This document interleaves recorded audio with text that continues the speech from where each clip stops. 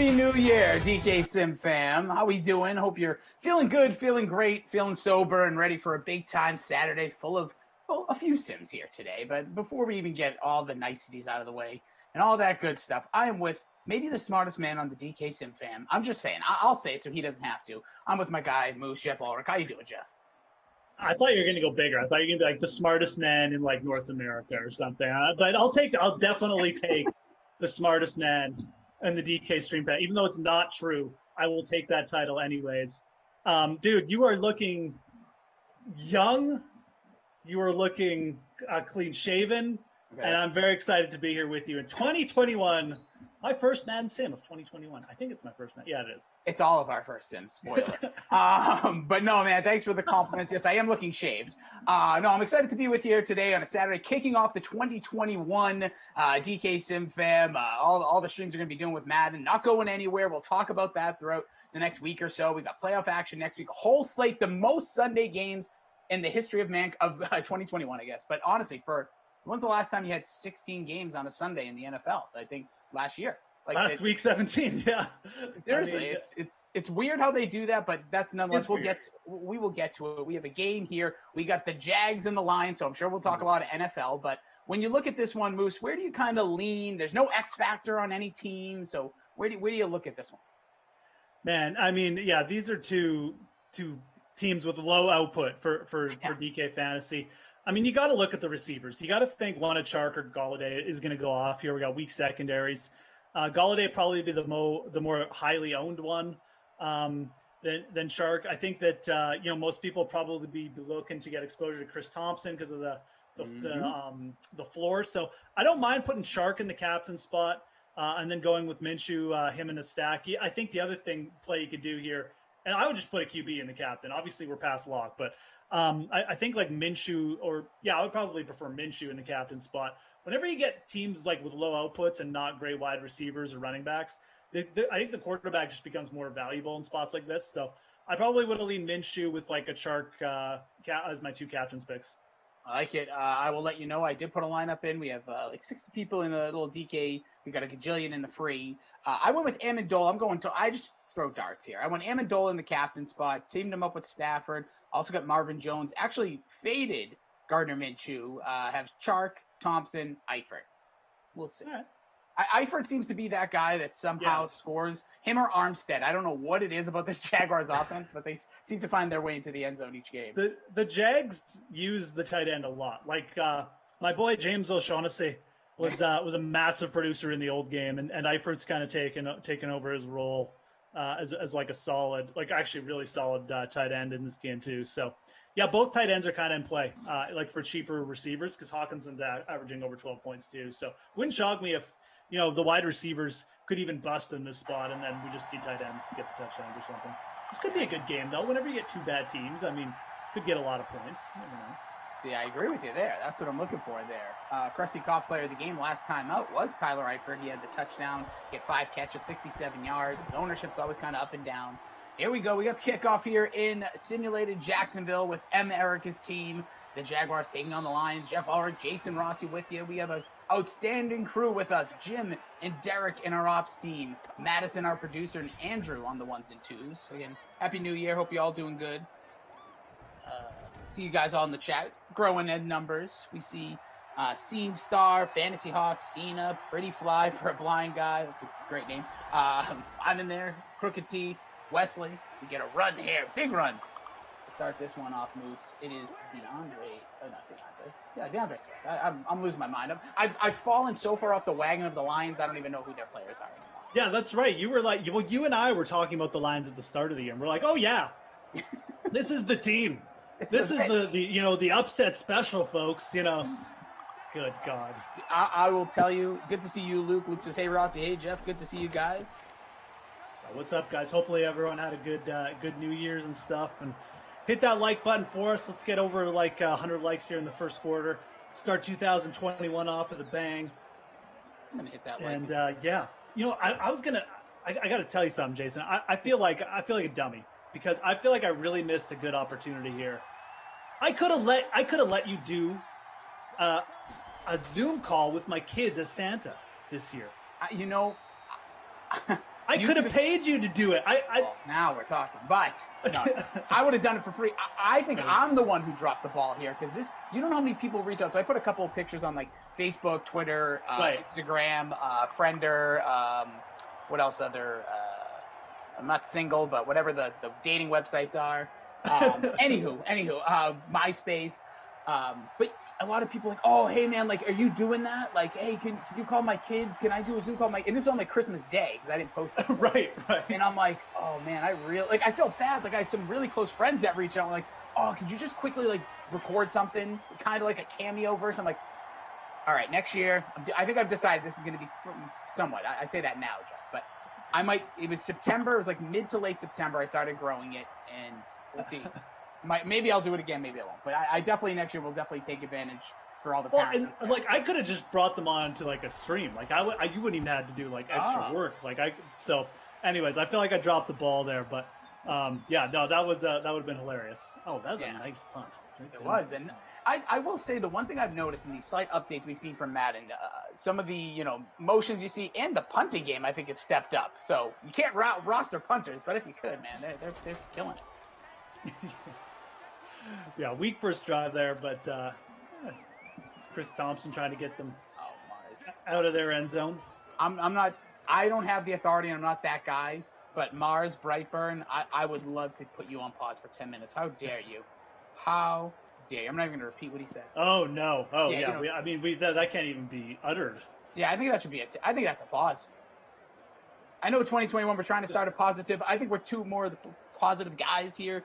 But man, I don't like that. Yeah, look, I mean, just like Will Ferrell said in the movie Elf, you are a thief of fun. I mean, break here. What's your New Year's resolution, Rossi?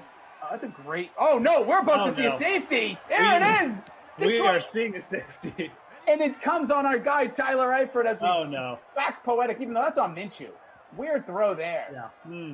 Yeah. Those no yard outs, screen passes, not a great idea when you're in the end zone. Oh, and the momentum taking Eifert back into the end zone, gets tackled right in the mouth of the Jaguar. 2 points for Detroit.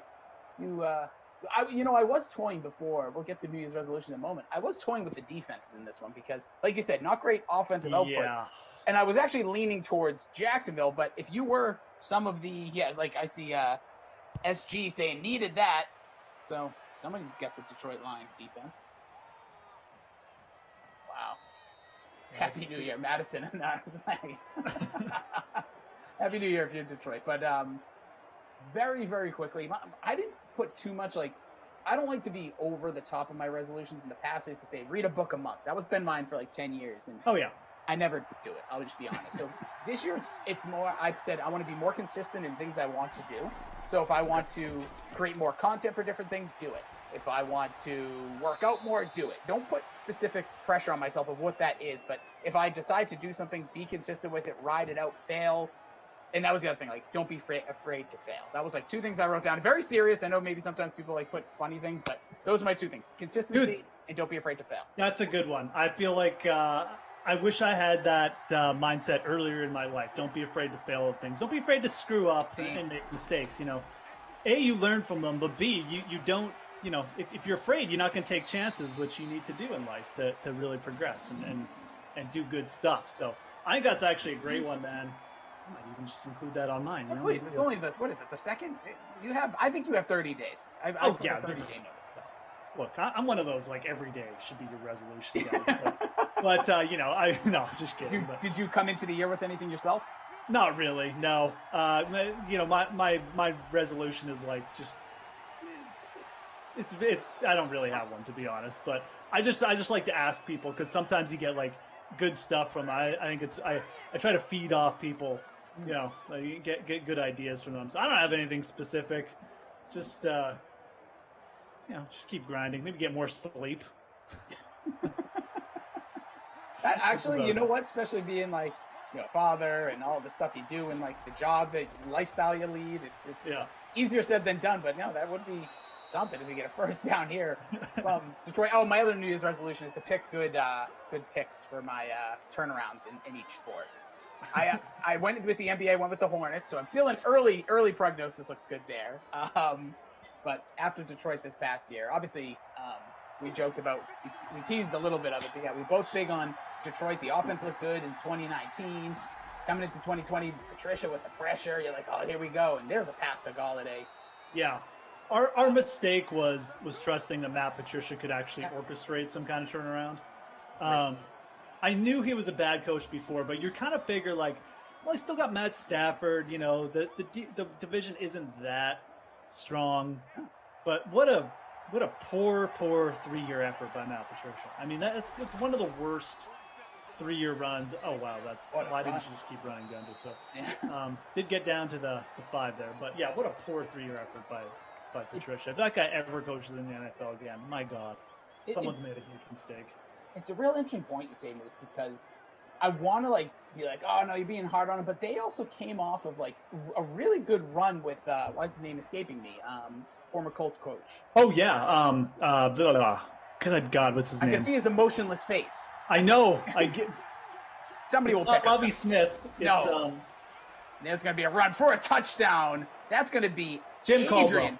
Thank you. Adrian Peterson for the score. Another one. You can't predict this backfield in Madden. In reality, Adrian Peterson. Oh, no. Arion Johnson, DeAndre Swift, and there it is. Peterson punches it in. So they take advantage of the safety, go from nothing to 9-zip in a heartbeat here. So we got the Lions at 0.3% owned in the captain, 6.2% owned in the flex, and then we got Peterson. This is a free contest ownership. I don't even know what Peterson's at because we haven't updated yet. But it's going to be low. We'll get there. It'll be nice and low and tilting for everyone. So 4.9. 4.9%. Wow.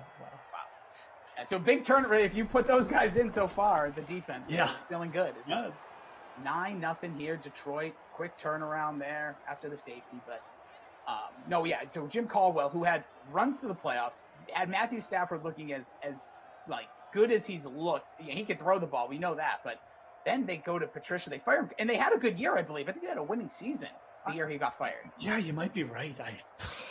I remember that being a weird firing. Like, because I think the narrative around Caldwell was like, well, he's like an okay guy, but like, can he really get a team to the Super Bowl? It's like that narrative used to be around Andy Reid too. Like, yes, for a long time. Yeah, for a long time. It was like, yeah, he's an okay coach. Like, he's good. His teams are solid, but like, he's never gonna. Like, it's hard to win. You're trying to beat 32 teams every season. It's like, honestly, if you have a coach that produces winning seasons like year after year, you should probably hang on to him. Like, there's more to it than just the players, even though it's a player-driven league in a lot of ways. But like, coaches are very important. Like, quarterbacks, we get. Like, obviously, Andy Reid went over the top with a guy like Patrick Mahomes, but it was still like, even going back to Philadelphia, it's like, did you guys really need to move on? Yeah. Just quickly for Caldwell, this is his run with Detroit. He was there for 4 seasons. First year, they were 11-5 and lost in the wild card, and I believe that was to the Cowboys in a very controversial game. Then they went 7-9, finished 3rd out of 4. Then they went 9-7, lost in the wild card again. Might have been Seattle that year, if my memory strikes me. 2017, they went 9-7 again, finished 2nd out of, and did not make the playoffs. Candle. Unreal. And then this Patricia. is Detroit too. This is Detroit, yes. Like a team that has had 0 success, and a guy brings you to the playoffs in 2 of his 4 years, and you just can him. Oh my God! Moose, it's insane. He had 7. Let me just do this very quick math. 18, 29. He had 36 wins in 4 seasons. They didn't have 36 wins combined over like their previous 8 years. And I'm not sure. They had 1 10-win year with Jim Schwartz. Outside of that, 2, 6, 0, 7, 3, 5. Yeah. And then I kind of feel 6. like similar thing is going to happen with Doug Peterson in Philly. Like, everyone thinks Doug Peterson is a horrible head coach now. This dude took the Eagles and this is his only losing season, I believe.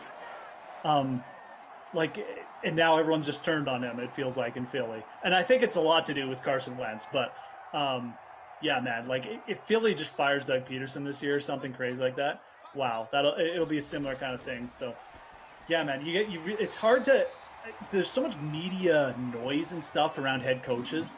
It's kind of hard to figure out who the actual head coaches are unless you're like a really deep, football guy and you kind of understand what everything is going on. I'm not saying I'm necessarily that guy, but you understand who are good in-game managers too and stuff. And Caldwell never really struck me as the guy that was like a bad coach ever. It was just like, yeah, he did some dumb things like all coaches do, but getting a team, Getting the Lions, he was the Colts coach. He was like, the retirement of Dungy, took that team to the Super Bowl, by the way. They lost there.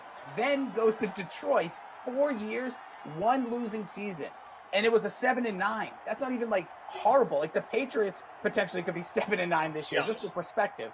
Yeah. And I don't know. I think, Detroit, we're looking at these two teams that I think are heading in 2 totally different directions here, not just in Simland, but in reality. There's a sack there for this very vaunted Detroit defense is going to wrap up. Apparently. First quarter is shutting out the Jaguars. They have a safety. We have an Adrian Peterson touchdown. We're talking a little bit, because we have to remember, Moose, we have a big slate tomorrow. We'll talk a little fantasy. We'll talk a little reality, talk playoffs. But then it's quote unquote, what do they call it? Black Monday on Monday, where coaches will be fired. We've already seen a handful, but there's more to come. And yeah, Doug Peterson, I did see something this morning, on Twitter for what that's worth. But people are saying there is question there. Will he be back? That would be hilariously bad by the Eagles, in my opinion. You've got to think, too, as a fan, like if you're a fan of some of these teams with like a decent head coach, who are you going to replace him with? There's not necessarily like 100 really good coaches just sitting out there. Maybe you get lucky and you get like a good college coach or something, but like we've seen Cliff Kingsbury come from college. You take Kyler Murray away from that Arizona team, terrible hits.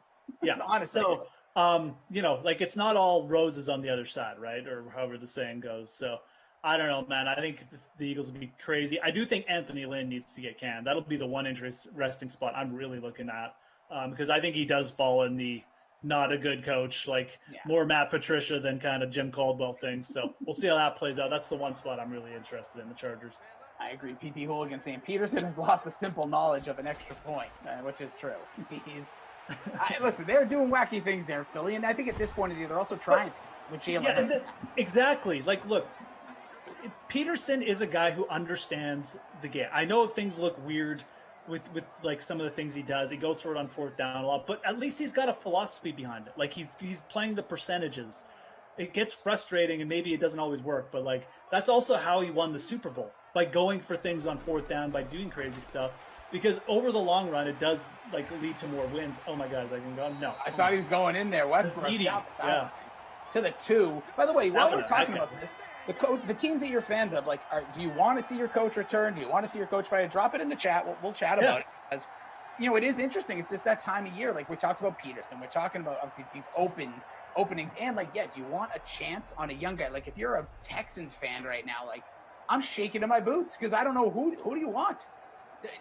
We saw Gruden come back after 10 years. That looks okay at best. Like, what are you looking for, and do you want your coach back? Yeah, obviously, there's definitely some OCs that you could get. And look, to my point where, who are you going to get? There are a couple OCs that look pretty interesting as potential head candidate. Like anyone who gets Bieniemy out of Kansas City is probably going to be good. Everyone wants this Robert Saleh out of San Francisco. I like it. Could work out. Could also be a complete disaster, right? Like neither of those guys has head coaching experience that I know of anyways. Actually, Bieniemy might. But, my point is sometimes it's just better to stand put and just try and, rebuild. But we see right there. We said it earlier before it was Sim. Tyler Eifert and Armstead seem to find their way into the end zone, and there's one of the two. Armstead rushes it in from 2 yards out. So there's your score. Just to catch you up, Rossi, hope you guys are having a great, happy new year. First 2021 sim. We have Jaguars with Armstead on the ground scoring there. We had a safety by the Detroit defense. Tyler Eifert got tackled in the end zone. And we also had a run by Adrian Peterson. So all the ownership in this one, throw it out the window, because Armstead at 2.7, 4.9 for Adrian Peterson, and the Detroit defense. I think you said it earlier. It's also very low. We could just tell you that. So, what is NyQuil Armstead's ownership in this? It was 2.7. 2.7. He is the power back, so that's why we see him in there. Chris Thompson's going to be doing most of your first and second downs. Yeah, if you rostered NyQuil Armstead, and then you just go take a nap, and then you wake up and you get all the fantasy points. So Um, I'm just looking to say by the LaBelle, says if the Panthers pick up a half decent QB, well, we'll talk about that in a second, in this offseason draft, I'll be pretty happy with what Rule has done in his first year. That's a really good point, because I think also when the sim we did before the season, I said Carolina will be the number one pick. So I was really bad this year. I said Detroit would be the biggest turnaround. Carolina would be the number one pick heading into 2021. And I said the Patriots would obviously still win the AFC. I probably said some other really dumb things too.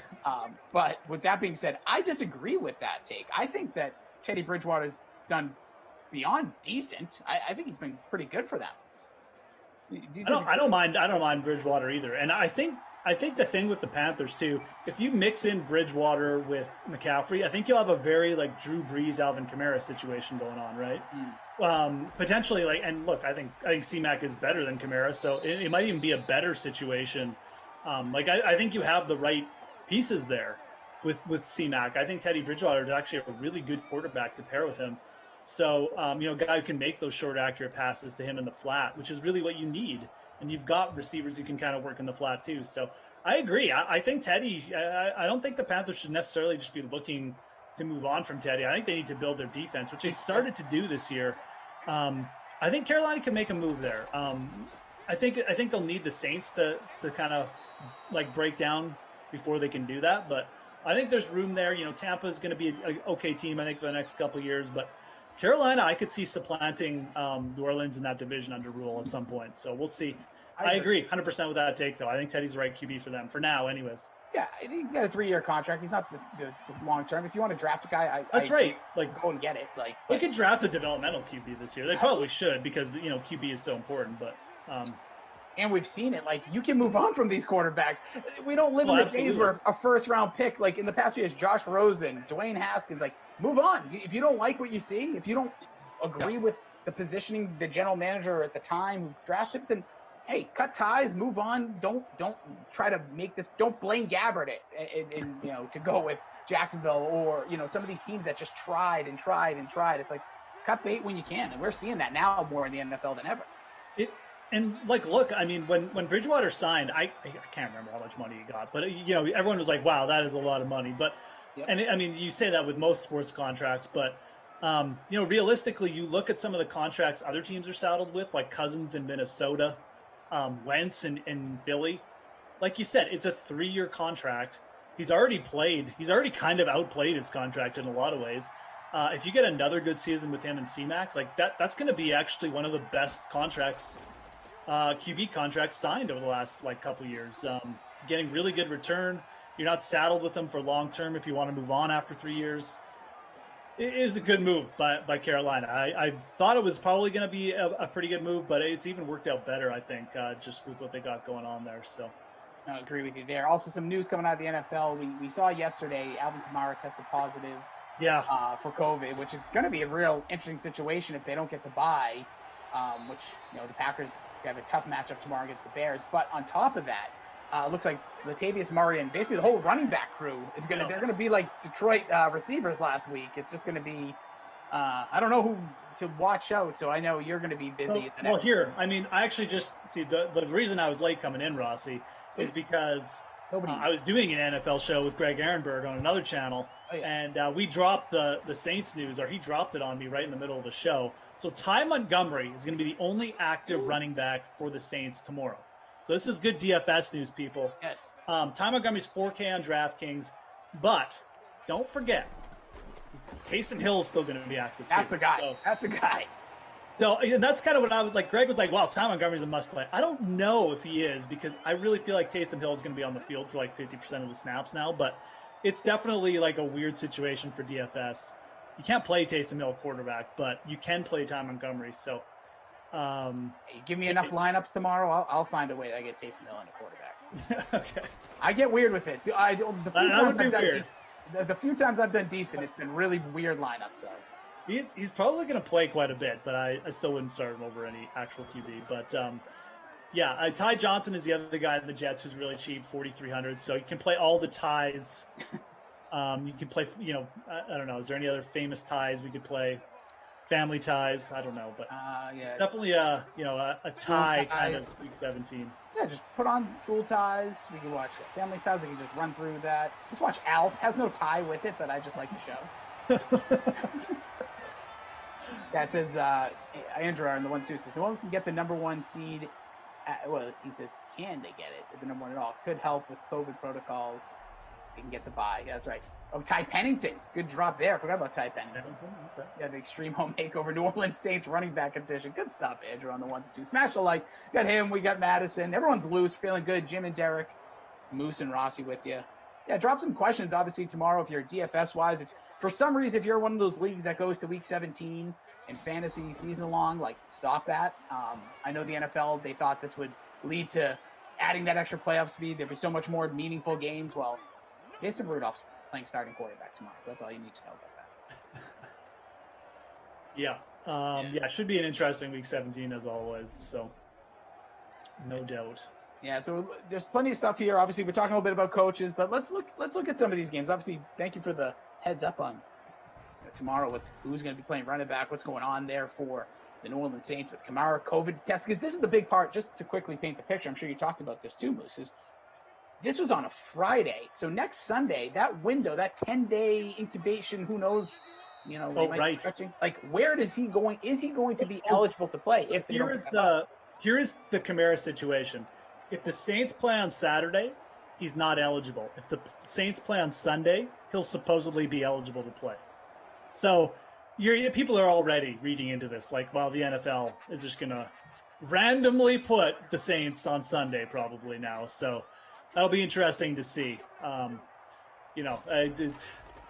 It's one of those things, like, what are you going to say? Oh, like, no one's going to have proof that the league has done this. But I'd kind of be shocked if the Saints didn't play on Sunday now. So we'll see how that works out. But yeah, it's just one of those weird things. It just, the weirdness keeps from last year, obviously bleeding into 2021 with the NFL.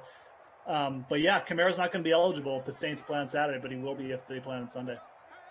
So that's, and let's just be honest, we don't have to get too deep into this, but the NFL's probably going to try to make it happen that he's out there. Because, listen, the last time he played, 6 touchdown title record. And you want that. Like, listen, as someone who has no dog in the race anymore, because the Patriots are I'm hoping for a loss against the Jets. This is what my life has come to. But with that being said, like, you want to see the best players out there. Like, for me, like, this year's, I haven't looked at an NFL playoff slate and been like, I have no dog in the race. Like, I don't know who I'm going to pick. So if you're in the TK Sim fam, you want me to jump on the bandwagon to make sure that team loses, like, tell me now, because I have been real bad with my picks. Well, my only Super Bowl bet as of now is the Seattle Seahawks. So looks good. Yeah, it's not bad. Their defense is playing better. I didn't know how, like, I know they were winning games early in the year, but I was kind of like, this team can't go to the Super Bowl with this bad a defense. But now, the defense has actually been really good the last few weeks. I'm kind of a little bit more, bullish on it. So we'll see what happens. I do kind of like the Packers too. I know they're only like plus 500 right now or around there. I don't have the exact odds, but I kind of like them too. I don't mind them as well. I don't know. I think that's going to be a tough one. David Bakhtiari getting injured in practice. That's especially going against the Bears this weekend, which I don't know who said it. Somebody dropped in like, oh, the Packers against the Bears. That's not a tough game. But the Bears are playing for a lot of things, not just the playoffs, but like Mitch Trubisky, pride, like showing like, I'm a starting quarterback and I'm going to show it. Like, he needs to win this game, I believe. Matt Nagy. Trubisky's career. Yeah, really. It's like he's going to be a free agent. Unless they do something, they decline the option. They have to sign him to a longer term deal or re-sign him. But he's more than likely going to be a free agent. A quarterback that is a playoff caliber quarterback that kind of turned it around these past few weeks. So, he's got a lot to play for. Matt Nagy's got a lot to play for. He could be easily fired potentially Monday as well. Yep, absolutely. Yeah. Chicago's down 2 of their starting cornerbacks as well. Yeah. So that's kind of injury news on both sides. But you're right. That Bakhtiari news was not like, if you are on the Packers. I haven't bet them yet, but it is a little bit troubling. That could be like a long-term issue for them. So I'm kind of interested to see how that game plays out. I still like I don't know. I just feel like this is kind of turning into like the Aaron Rodgers year, kind of like Peyton had like late in his career, but we'll see. NFC is like wide open though. Yeah, like if we were to do, we could just quickly this game is just going punt for punt here. The Jaguars taking over. It's a Rossi fest. The kickers are dominating. I love it. Stack them punters. Like obviously the AFC, correct me if you think anything differently than this. I think it's Chiefs are ahead as like Class A, B, Steelers and Bills and kind of everybody else. I don't think there's another major threat. Anything can happen, we know, but I think going in, do you think anybody else do you look at and go, like, do you have any fear for like the Colts if they get in, or the Browns, or the Dolphins, or I think. I mean, the Titans are a dangerous team from the perspective of their offense if they can really get going, but their defense it's like Seattle. Like they're like Seattle, but they haven't had the defensive turnaround, right? Like if their defense was even top 60%, they'd be a really dangerous team, but they just can't stop anyone. Like they cannot stop anyone. They have no pass rush. So I don't think Tennessee would be like the only kind of other team. The Bills, but to me, I think the Bills have a legitimate shot at upsetting the Chiefs. I really do. That team is absolutely firing. They got a great coach. Josh Allen playing good. I don't mind the Bills as a bet either, quite frankly. So I think it's coming down to the Bills or the Chiefs. The Ravens are playing better. I'm not sure if they're. Sorry, I think that. No, I know. I saw it was at the 9-yard line. It was okay. So we got 30 seconds here. Look at this. I still got timeout too. Okay, well I'll shut up for a bit then. No, you have to shut up. When I saw that pass, it could have been easily intercepted. He looked like he fell, but yeah, that was a nice snag there. Was that Chris Conley on the catch? Yeah, it looked like Conley, 18. Here we go. Look at this. Run the 9-yard line in the shotgun. So Thompson's back there with him. Dede, Chark, Conley out wide. Minshew takes the snap.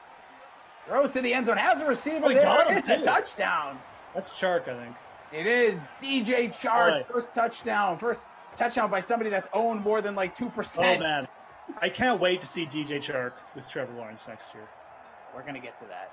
Because I can tell you right now, I was texting with Emerson. I'm a big Notre Dame fan. And again, 100% embarrassed for the 900th time. But I will say that there is not a better feeling if you're a Jaguars fan than watching them lose. And like now Trevor Lawrence, no more scare of any injuries. He's already won. Right. Oh yeah, good point. Yeah, that's what he was getting destroyed at one point during that game. Like I watched a good amount. That Ohio State team was just coming after him. He had no help from the offensive line, and I was worried. I'm like, don't do this to the kid. Like that's all we need is like a sprained shoulder. Like what happened with Tua? I know it was earlier in the year. Exactly. Yeah. So I think if you're a Jaguars fan, you are excited. And I said this too. I think he's going to fit in real well here. There's weapons here. Offensive line needs to, there's where you're going to need your help. But offensively, Jags have a chance to do a little bit of a quick turnaround. They're in a weaker division too, right? Like it could happen. So they got C.J. Henderson on defense. They still got a couple other interesting pieces there. Their defense hasn't been like terrible. Their offense has just been so bad. They put them in so many bad situations. But yeah, Doug Marrone. If he's back next year, though, what? Get out of here! What in the absolute world, right? Like, no, there's no way.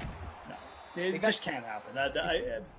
He's got some kind of voodoo spell on the owner there if he's back. So, yeah, but a lot of people. Sorry, jumping around just quick because I don't want to miss some of these as we're going to get to half.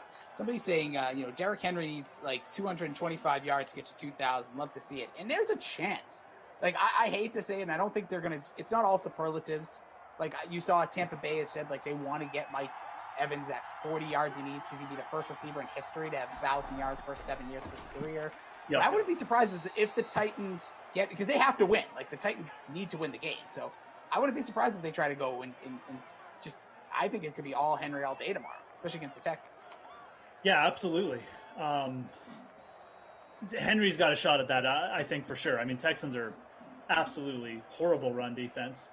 It's a must-win game for Tennessee. They're not holding anyone back there, so the yards could easily be there for Henry. I think Watson and like Cooks is probably going to keep that game competitive. But the Titans run even when they're behind. So yeah, it's got a shot. And yeah, just on the Mike Evans thing, is there more stone cold lock for like 50+ yards than Mike Evans tomorrow?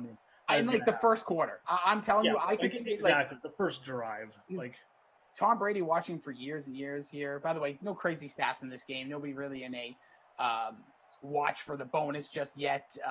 You can just see by receiving, the highest receiver is Chris Conley. He's got the 53 yards. Chark's got the touchdown. Armstead's got a touchdown. Peterson's got a touchdown. We have a nice safety.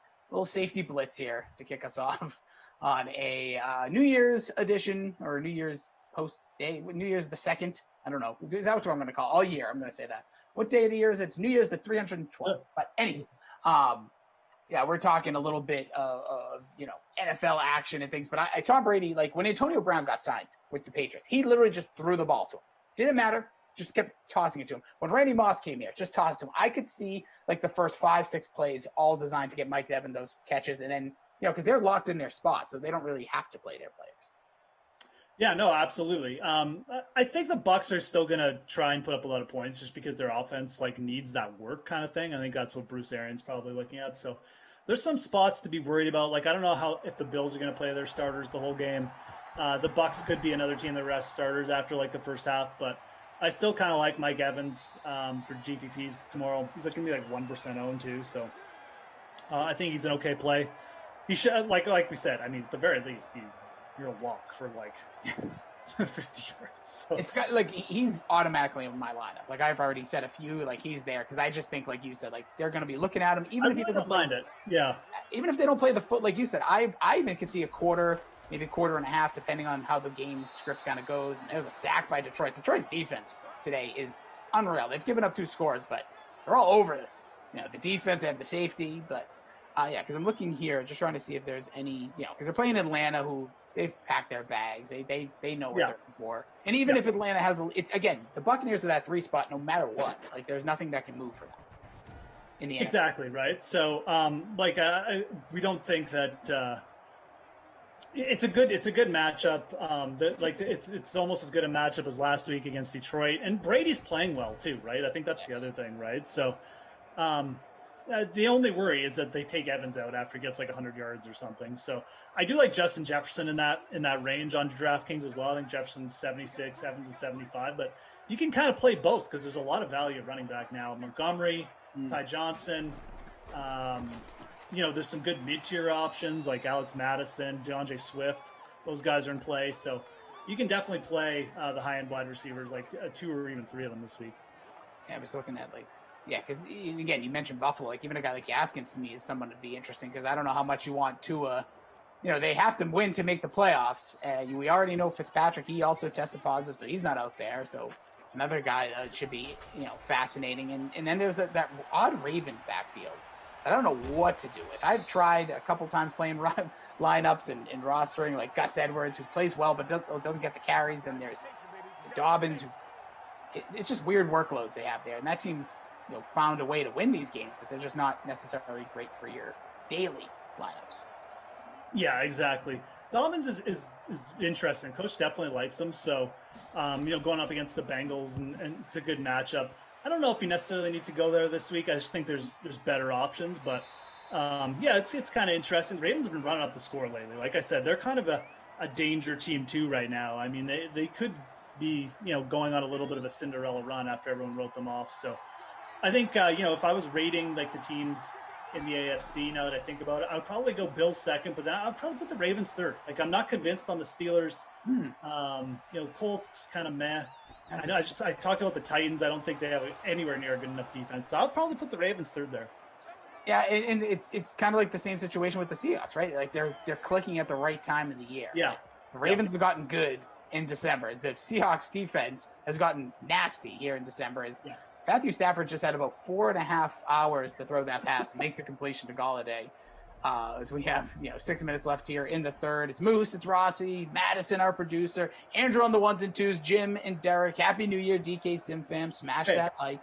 Here's a question. Okay. This is gonna make me seem so stupid, but what are the 1s and 2s? So so you don't really have. That's not to make you feel stupid. It's like old radio jargon. No, it's like some old newspapery . Honestly, it really is. It really is. It's basically when people they would call or DJs, like they have 1 turntable, 2 turntable. There's different meetings actually to it, but way back in the day, there was AM radio stations had channels, so it'd be channel 1 and 2, and producers would be on the 1s and 2s, making sure things like were even and equal, whether you're doing EQs, and then obviously DJs. That's become the more famous like turntables, Right. 1s and 2s. Please, It's more just a technical term, like you're using like, like the first and second set of whatever. Yes, and it's really like being in radio when I was like, you have different types of producers. So like what Madison does and what Andrew does, instead of just saying producer Madison, producer Andrew.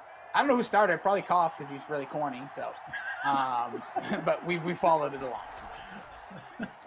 It's definitely Kaufman. I can confirm that, and I would never ask Kaufman that question because he would shame me for it. But I know you're a good guy, and you answered my question like a gentleman, like you always do.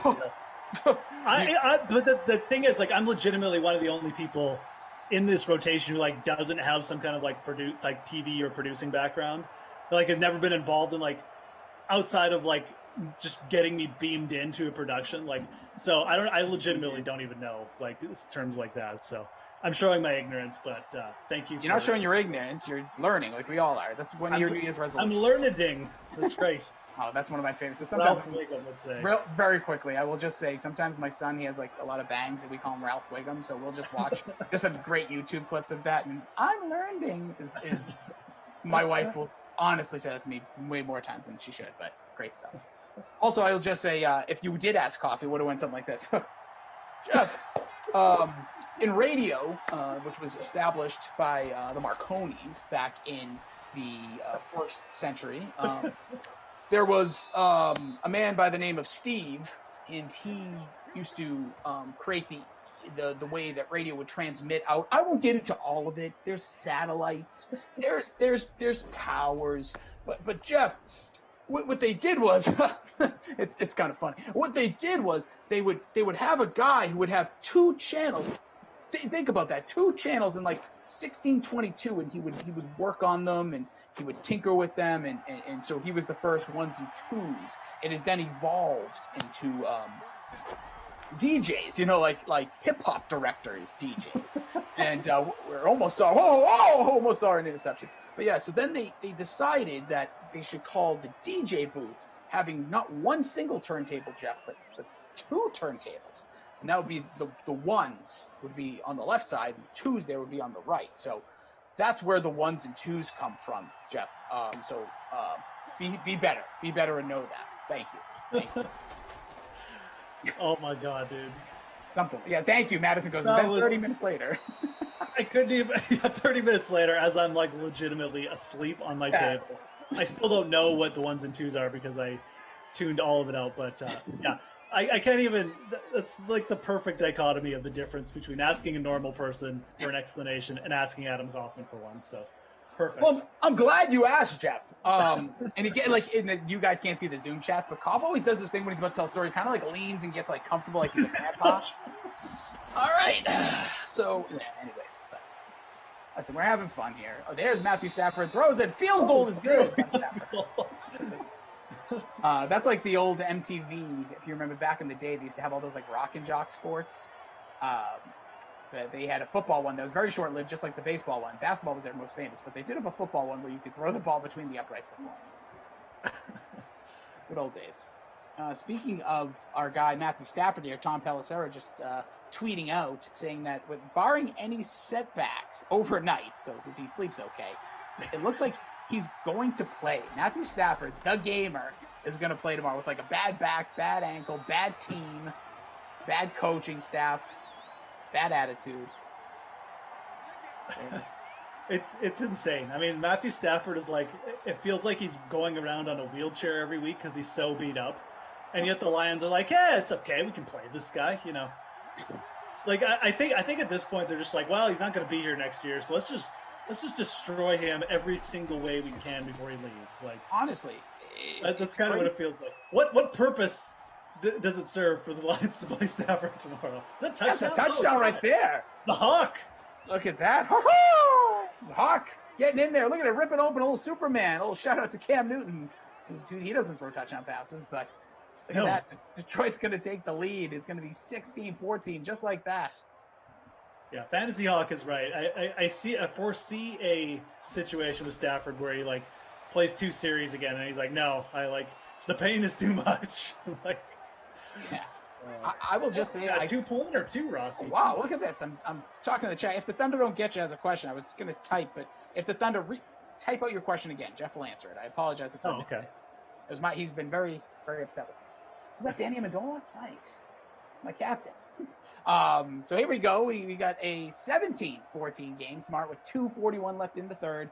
We have technical producer Andrew. Madison, what is your then? Executive producer Madison.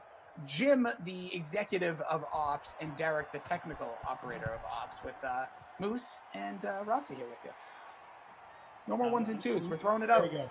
Trashing it. New year. Okay, so your question is Thunder. You've got Hawkinson in one classic lineup. Should you put him in both?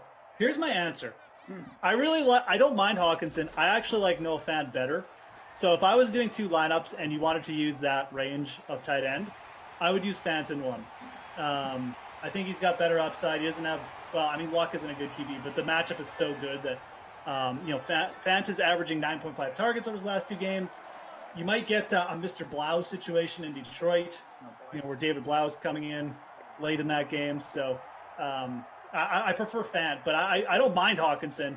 But if I was doing two lineups, I would definitely put Fant in at least one of them. Yeah, I like Noah Fant as well. Another team's got nothing. There's so many teams that have nothing to play for with this extended play. Like, there's some real duds. Like, Jets, Patriots, nothing there.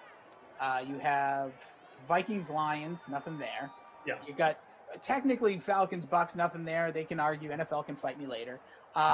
Raiders, Broncos, nothing. And technically, again, Chargers, Chiefs, nothing. Yeah. Now, in Seahawks and 49ers, again, NFL, come at me. But I'm weirdly interested to watch a couple of those games. Like, I want to see Justin Herbert play one more time. I kind of want to see, how many points Tampa puts up and if they look good. But you're right. Like, there's nothing on the line for any of those teams. No, and now that we know with the number one pick is going to we basically know everything about it. We sign him up, get Trevor Lawrence, get the flow down there to Jacksonville, which we both said earlier. I think that's going to be very interesting to see going into next year. Justin Fields played really well. It's funny how stock in college football, I don't know how much you pay attention if you're a diehard or whatnot, but this DK's in him as well. But he was 2 weeks ago talked about when they lost in a big, it's like, he stinks. Get him out of there. He's not going to be, he shouldn't be a top 5 pick. And then he has a big game against Clemson. It's like, giddy up. He's the guy. Number 2, Jets take him. So, yeah, tell me how that works. Yeah, it looks like, the hype is already starting there. I think in a way, it does kind of make sense for the Jets because the Darnold situation just looks like it's played out. I think Fields is probably better than Darnold. That's the other thing. I think his upside is probably better. So you might as well just take the rookie on a rookie contract. These guys come in ready to play. So, yeah, you could probably move on from Darnold, get some picks too. Oh, man. That would be something. But I don't know. I want the Jets. No, they're going to – Sam Darnold's the future. Gates comes back 3 in a row to end the year. This is what we want. That would be something. My God. I think there's a better chance of me hitting 3 straight days of the lottery than that, but nonetheless. I don't know, man. It's the Jets. The Jets went out and hired Adam Gase anyways after seeing him lose in the division every year. So, stranger things. Shark again, almost got in. It looks like that's going to get the first. You get the first. So at the 1, here we go. Armstead, baby. Uh-oh. So, again, he's owned at 2.7 as we get – this will be the end of the third. We'll give you some stats. We'll chat. Keep dropping your questions. Moose, it's Rossi, having a great time here on your Saturday Dream stream. I actually didn't even look – there's only 3 games today, I believe. Madison, I apologize. I feel like Koff. I'm looking at the schedule because I believe there's only 3. Yeah, 3 games today. So you'll have Koff and Moose, you're coming back, and Koff and BK. End out your day. So just the 2 and a 4 left. But in this one, Minshew's got 170. Matthew Stafford has 155. They both have 1 touchdown each for rushing. Look at these numbers. Chris Thompson's got 8 for 42. He's leading the way. Swift got 27 on 4 carries. You have a touchdown from Peterson with 13 yards. Armstead's got a touchdown and 7 yards. He's more than likely going to get an opportunity here at the 1-yard line when we get to the 4th. The Hawk, 54 yards, a touchdown. Sharks got 62, including that last grab and a touchdown. Outside of that, Amendola's got the 2-pointer, 47 yards. Westbrook, 42. 31 for Galladay. Really just making me sad. And Thompson, who we talked about the threat out of the backfield, -3 yards, 1 catch. So, yeah, Thompson has been a busto-ramo for sure. Yeah. And look, we got 31 points so far. So, I mean, the offense has done a little bit. It's been ugly, but it has. And Jacksonville got a touchdown each for both quarterbacks. So. Yeah, listen, you're getting what you would hopefully want, especially if you threw some of these darts, as we're going to come back here in the fourth at the 1 yard line. They're in shotgun, so that would be Chris Thompson back there, actually. Thompson owners have some hope. I feel like he's going to run it, too. Give it a handoff. Oh, he got in. Scores just to confirm. Oh, wait a minute. Is that Chris Thompson? Yeah. Yeah, it is. Sorry, 34. Yeah, because 21, his arm says, there you go. Chris Thompson. We just dogged all over him, saving his day with the touchdown. Jacksonville going to go up 21-17 here. Peek. Yeah, the chat's doing. We see you guys out here over 500 coming up here on YouTube. We got the Twitch home as well. Building the audience. Yeah, dig it. Hit that like button, guys. We're not even over 100 yet. Oh, yeah. You embarrassed me and Jason in front of all our friends. No, I'm just kidding. We do appreciate you guys hitting the like button, though. That'd be awesome. Keep people in the know. Here's a question for both of us. Big Benji says, who wins the NFC East? Bruce, I'll let you go first. So obviously, just quickly, you already know if the Washington football team wins on Sunday Night Football, they're in. If the Eagles beat them, whoever wins earlier in the day between New York, Dallas, that's right, Dallas still has a chance, gets in. Also, fun fact, if the Cowboys get in, I believe they're the third or maybe the first team in like a gajillion teams ever start 2-7 to make the playoffs. So, well, all these NFC East teams are like going to set records. Like no matter who wins, it's going to be the worst start ever for a team to make the playoffs. Like Washington was like 3-7 or something crazy like that. So 2-7 or 3-7 too. So I think the Cowboys had the worst start of all of them though. So it would be the most historic. I think Dallas is going to win their game. I'm gonna say the Cowboys because I kind of feel like Philly's gonna pull the upset. I think it's a tough spot for Washington on the road. Alex Smith isn't 100%. I want Washington to do it because of the Alex Smith story. So I'm not saying I'm gonna be upset, but I kind of feel like Dallas is gonna do it. And Mike McCarthy, terrible season, and he's gonna get validated by this. It's gonna be hilarious. I think Dallas is gonna win the NFC. That sounds so sick to say. Like it would be ridiculous if we get a sack there from the Jacksonville Jaguars D 7 minutes ago here in the fourth. But like the Giants for a little while, remember they got hot? They won like 4 or 5 in a row, and they were like -220 favorites at one point because they beat the Seahawks and like, oh my god, they pulled the upset. Now they're in first. Yeah, and they had a really tough schedule too. They had Baltimore. Dallas, but they've lost to legitimate teams. That was the problem with the Giants. That's why I was like, I don't know why everyone's crowning the Giants here. I mean, and then they lost Daniel Jones too. So, but yeah, man, Giants were huge favorites at one point. I'm going to take the Cowboys though. I don't know. I feel like you're right. I think Dallas will beat the Giants. But I think Washington will pull it out tomorrow. And I think Alex Smith will kind of settle that team. I think it's been a real this whole from a calendar year ago today. It's been the most tumultuous year. There's going to be documentaries if you didn't already know. Like this year, from the name change, the ownership scandals to just Alex Smith, that story to Rivera surviving cancer, the treatments, COVID, everything that has happened when it came to this team. I'm with you.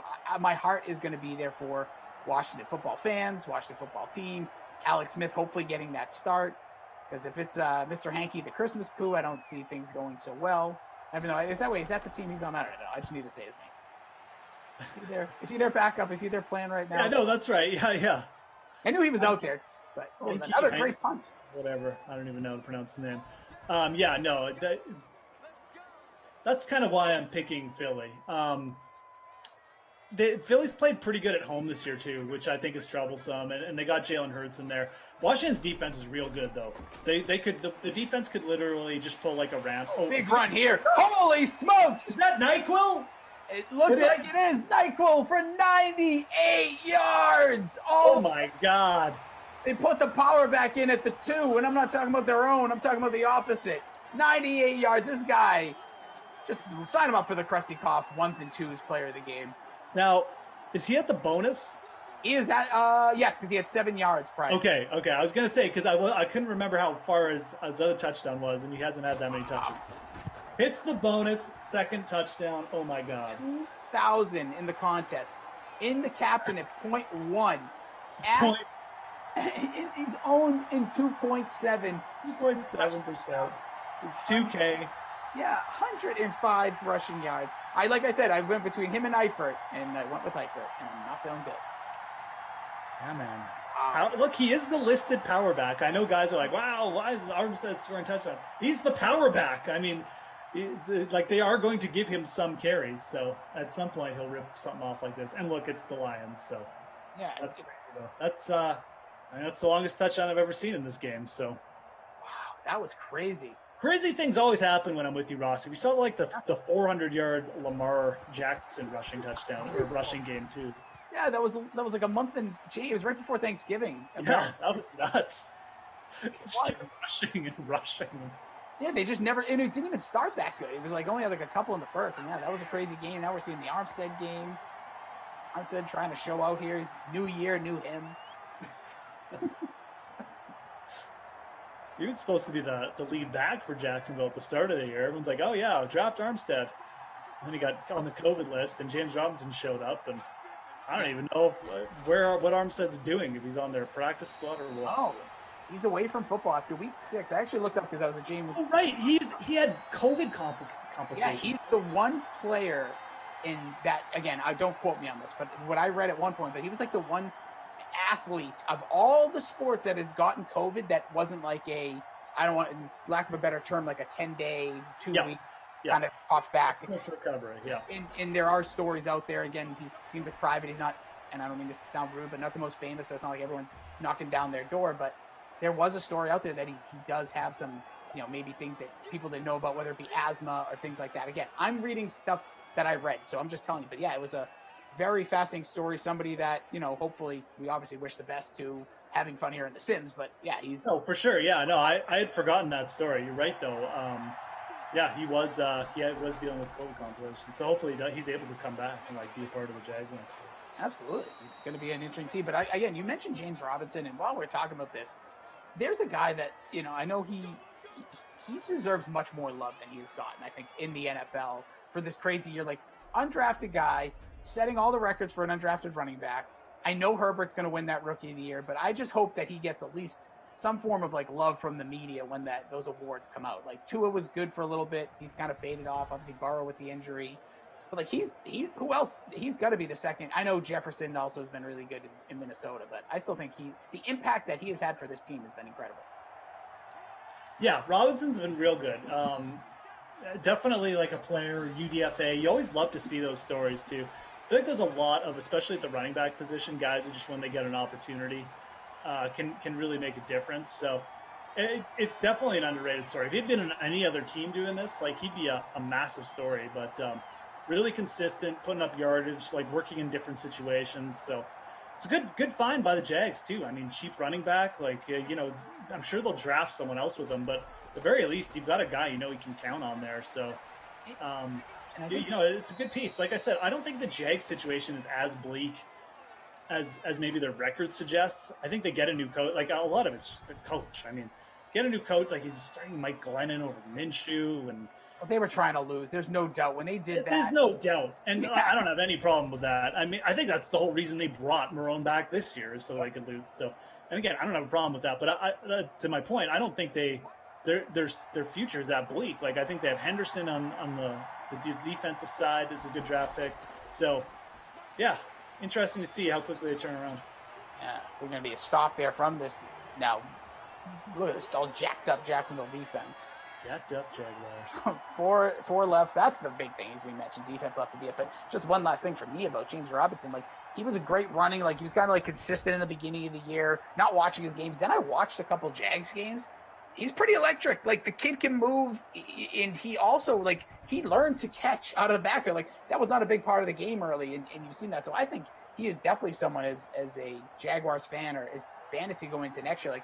Keep an eye on, because he might be with a guy like Trevor Lawrence. You need those those tight ends, those running backs that can help you early. I think he'd be a big factor. They go for it on fourth there, Detroit, and get it. Yeah. Good move by Detroit. Pretty much have to. Less than 4 minutes to go. Down 11. Yeah, Robinson's going to be a popular fantasy pick next year. Absolutely, I think. It depend on Jacksonville's draft strategy, but at the very least, it's going to be in the mix. I mean, they're not just going to move on from him. Like I said, he's a cheap RB. They know they can count on. They got Lawrence. So, quick hitter. Hawkinson again? Oh, no, that's Marvin Jones. So, a lot of people call Jones' name much. No. Galladay's being clamored for. CEH, Foghorn, Leghorn, Blue Jays saying. Foghorn, by the way, CEH earlier said, can the Colts still get in? First of all, CEH, I guess you're not really a fan with that logo, because you would know. The answer is yes. But they need some help. They needed the Browns, the Dolphins, or the Ravens to lose. Which I think the Dolphins are going to lose, personally. I don't think they... No, I do too. That was my hot take for this week. That the Bills may not even play their starters the whole game, but they're still going to win that game. I think this is how the Bills game is going to go. Josh Allen, Steph Diggs come out. They put up 14 points. They get sat. And then the Bills' defense just takes over. Because Tua can't move the ball. It's going to be hard to disagree. The running game has been their offense. Yep. And I hate to say this because I like what Brian Flores has done. And I don't even if they get into it, they'll be fine. But I just look at it and I say, this whole coming off the bench for Fitzpatrick thing that has worked, now knowing that is not even an option. Yeah, we're clearly going to see what Tua is made of. We're going to see the fortitude that he has and what the team really thinks of him too. Because are they going to step their game up and no, or is it going to be like, oh great, this kid, we're toast? It would just be such a hard position to be in, I think, in that locker room. But I agree with you. I think the Bills, regardless of what they put out there, their defense, and we'll see what kind of fight Tua has. But I think the Bills beat him, and I think the Colts obviously have to take care of their business too. It's a division game, right? Like the Bills aren't just gonna be like, here, Miami, just have a playoff spot, right? Like they want to humiliate their division opponent. They probably want to humiliate Tua because for next year. I mean, just kind of thing. So I think the Bills are going to be semi up for this game. The Bills could have 13 wins, as good as you thought they would be potentially this year. Did you see 13 wins for the Bills? No, I was like you. I didn't even predict them to win the division. I thought the Patriots would be semi okay, and both teams would be 9-7 or something. So the Sean McDermott should win Coach of the Year. I absolutely love what he's done. He's turned it into a pass-first offense. He's recognized that Josh Allen was increasing in accuracy. It's just so smart to play to your QB's strengths, man. That's what he did. And then, on defense, he's a defensive-minded head coach. They've kind of been injured, but they've held up okay. They've held up well enough, right? So if that defense starts firing, I really think they're going to have a shot at taking down the Chiefs. No, I did not picture it, though, 13 wins, even having a shot. I could have pictured them winning the division, sure, absolutely. I didn't think they were a terrible choice to win the division. I just bought into that Patriots old-timey narrative of, well, it's the Patriots, they'll probably just find a way. But so impressed with what the Bills have done this year. Yeah, so we both think Colts get in then? Do you think Colts take care of business with the Jags? I think so, yeah. Well, the Colts are going to beat the Jags. It's kind of a tough spot for them because, Baltimore's not losing to Cincy, No, Cincinnati also red hot. The Browns are in a weird spot. COVID is running rampant through the Browns again, so they haven't practiced. I could actually see Pittsburgh pulling off an upset there because it's another division game. They still have good defensive backups and stuff. That could be the shock upset of the week that the Browns lose because of the COVID situation and just, again, the Steelers division and stuff. But I think the real upset spot is probably going to be the Bills taking out Miami. So I'm going to predict that Miami doesn't make it. The Colts do make it. Yeah. I hope so. I want the Browns to get into. I like these. I want the Browns to get into. Let's just give the Browns this little piece here. Yeah, because they got obviously they suited up 3 players last week offensively. Their offensive line. Yeah, that was such a tough spot. I know they lost to the Jets and they probably shouldn't have, but my God, they had no wide receivers. That's pretty tough. Their offensive line, people aren't talking. There was 2 offensive linemen also that were out. Yeah, exactly. Right. Yeah. Steve says, if the upside for the Bills is if they make Tua look like trash, the Dolphins will have to think about their QB strategy. I think they'll stick with them, but you got to wonder. Yeah, agreed. I think That is somebody else said that because obviously they have that Texans pick, right? They have that early first round pick now from the Texans. Could you imagine them just like, yeah, Tua is not that great. We're going to take Justin Fields or we're going to take whoever, is the flavor of the year. I wouldn't be surprised at this point. It's crazy. No, it's the thing about taking rookie QBs too, especially high up. If you get the right one, A, they're prepared to come in right away, and B, it's a cheap contract anyway. So Tua's still got value, right? It's not like he's like we're talking about him like he's trash. He's really not. He hasn't been seen enough, I think, for teams to be like, oh well, we don't want this guy at all. You could still get a decent draft pick for him. So I don't think NFL teams are still like savvy enough, quite frankly, to think like that, like to cut bait. Like there's still that lost cost.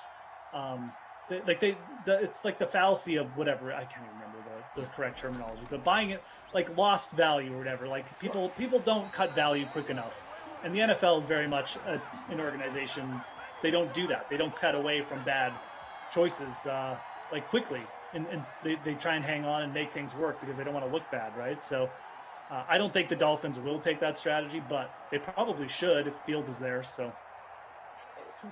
It's going to be very fascinating. There's so much good. This is why the NFL is a. No, I love the NFL for this. I love the draft. I love the offseason.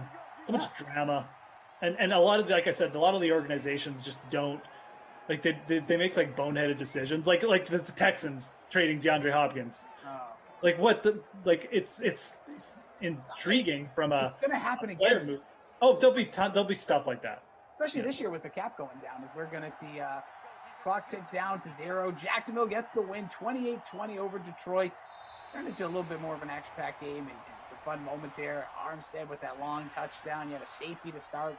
Wacky, wild way to start 2021 and wouldn't want to be with anybody else.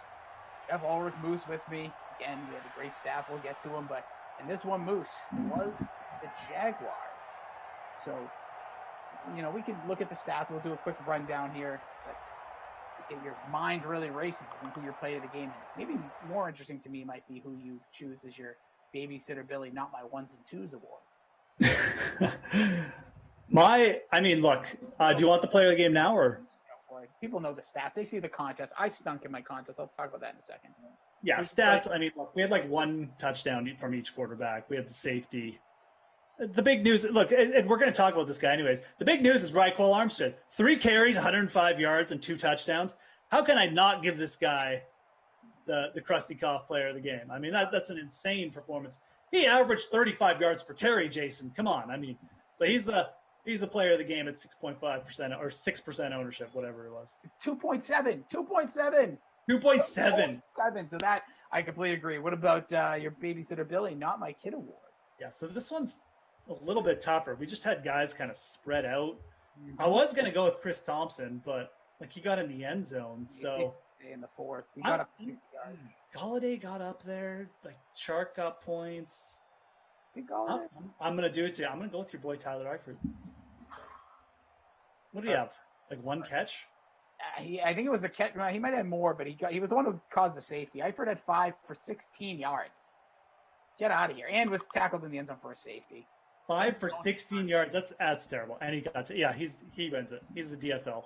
He stinks. By the way, in the Friends and Family contest, the winner he was asking me to talk about his lineup the whole time. It was Josh coming in. He had Armstead in the captain spot. So hold on. Big round of applause for Josh. My Lord. You deserve it. Kisses to you. They're my New Year's kiss because my wife was sleeping. 38.2% points in there. So you have Minshew, Chark, Thompson, Galladay, Hawk. Unbelievable. Getting Armstead. Good for you. That's smart. Bring that type of energy to your lineup tomorrow and go win yourself like $1 million or something. That's something. But yeah, that'll do it for us. Moose, I know you're going to be joined by the aforementioned earlier. Ask Kaufman, please, if you could, at one point. Maybe Madison, you could do a separate Slack. Well, I will definitely do it. I'm going to ask him about the ones and twos. Yeah.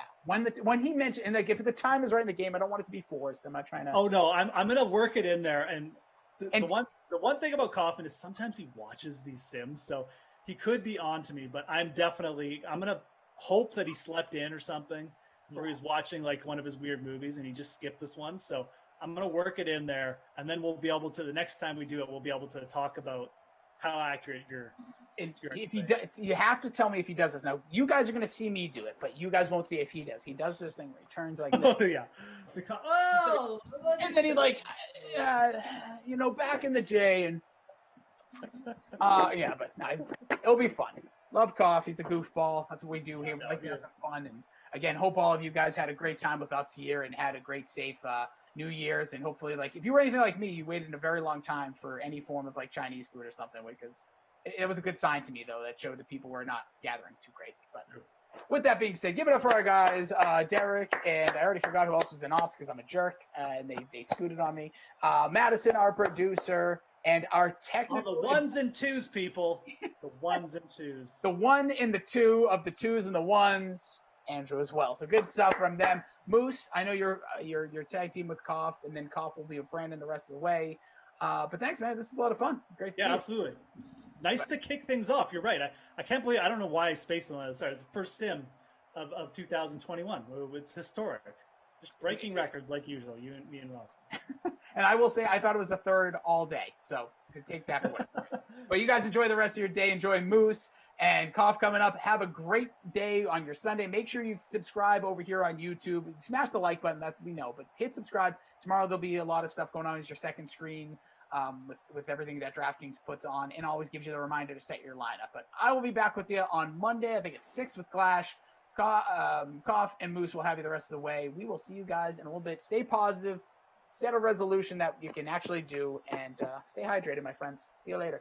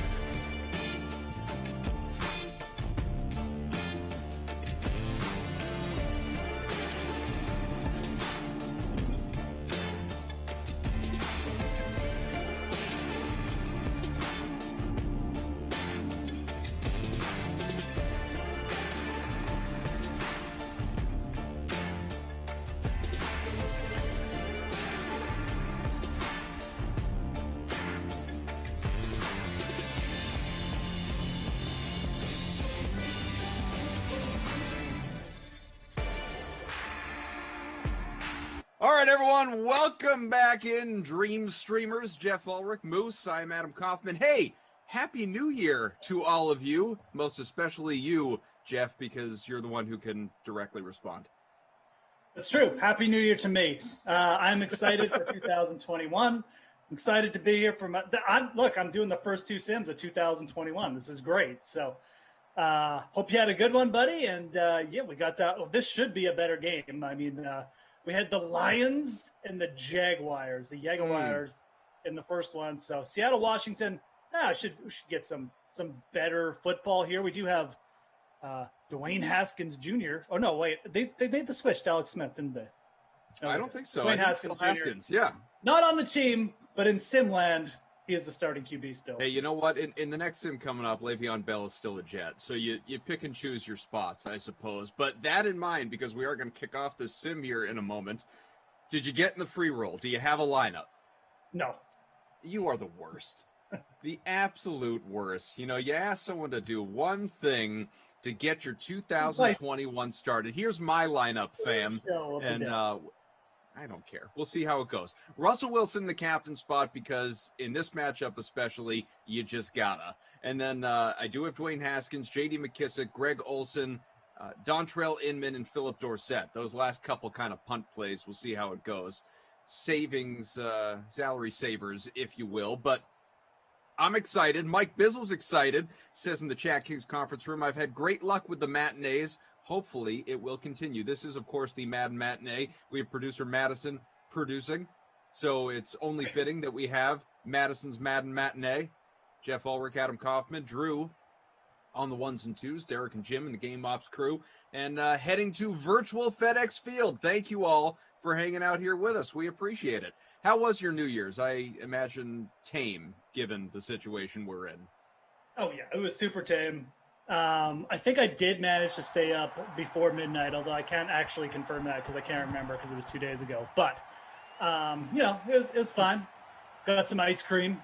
It was like the big thrill of the night. So, I got 4-year-olds, guys. So, I mean, like nothing big is going on here. They blew like a whistle or something at like 8:30 when they went to bed.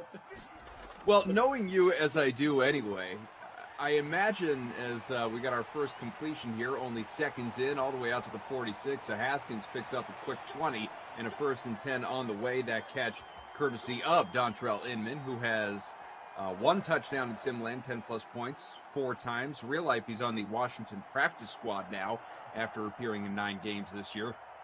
I'm guessing that, like, pandemic aside, just you being you, your New Year's was no different in a pandemic or outside a pandemic. I think you did exactly what you would have otherwise done. Yeah, I can pretty much confirm that it wouldn't have been that much different for me, pandemic or non-pandemic. There's an off chance that like we would have planned to do something. I think the biggest thing we might have done is like just like take the kids out to like some kind of fireworks celebration or something, but Sure. like otherwise no. Like I mean, we go to bed early here. I mean, actually, I don't go to bed early. My wife does, but she gets up at 5:30 like an absolutely insane person. But well, what time does she, or maybe more accurately, the kids, let you sleep till then? As we my know, kids first sleep Terry in. My McLaurin. wife gets up at like 5:36 to do a workout every day, so I just sleep right through it. I mean, go ahead, do your worst. But no, I mean, like my kids are great sleepers, man. Like no problems there. So What's sleeping in for 4-year-olds? like 8. Oh my God! What time do you put them to bed? Oh, like 9ish. All right, well that probably offsets it a little bit because I'll put A my little kids bit, yeah. to It's bed late. at, It's like, exactly. I know people put their kids to bed at like 6:30. So I mean, no, that's nutty. insane. But my kids will go to bed probably like, and they're on the younger side too, like yourselves, probably 8:30, but they're up early though. They're up at like 6:30. So here's the problem, and any parent with multiple kids can relate to this. One just wakes up the others. So whichever one is the first one up wrecks it for everybody else. Yeah. Like, I think my 8-year-old would sleep until probably 7:30 or 8 o'clock if he was left alone. Doesn't happen. 1st and 10 from the 18. 2.5 gone by, opening quarter here. Thanks for being with us. Haskins, the handoff. in a very short run there. No gain. Right back to the line of scrimmage. Maybe picked up 1. 2nd and 9 on the way. Yeah, I mean, holidays are just different, when you're a parent, obviously, you got responsibilities, but no, it's fun. It's good. I'm just glad to kind of get that month out of the way. Kind of always feels fresh, January 1st. So regardless of the situation, even more so this year. So. Yeah. Now that 2020 quite literally is hindsight, we can all move on, basically, is what it comes down to. Exactly. 3rd and 9 on the way from the 18 as we are approaching the midpoint of this opening quarter. Top ownership in the larger free showdown.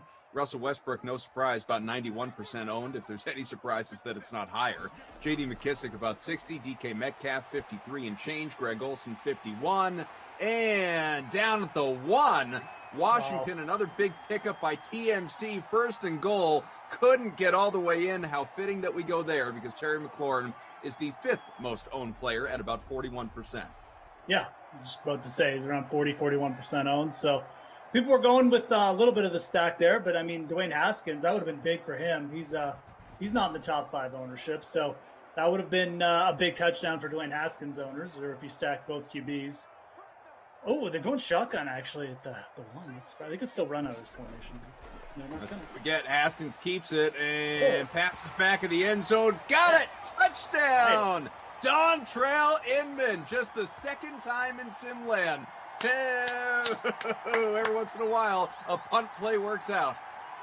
Yeah, how much was Inman? Like $2,000 or something? He was 3,600. 36, yeah, okay. 36, about 8 points a sim.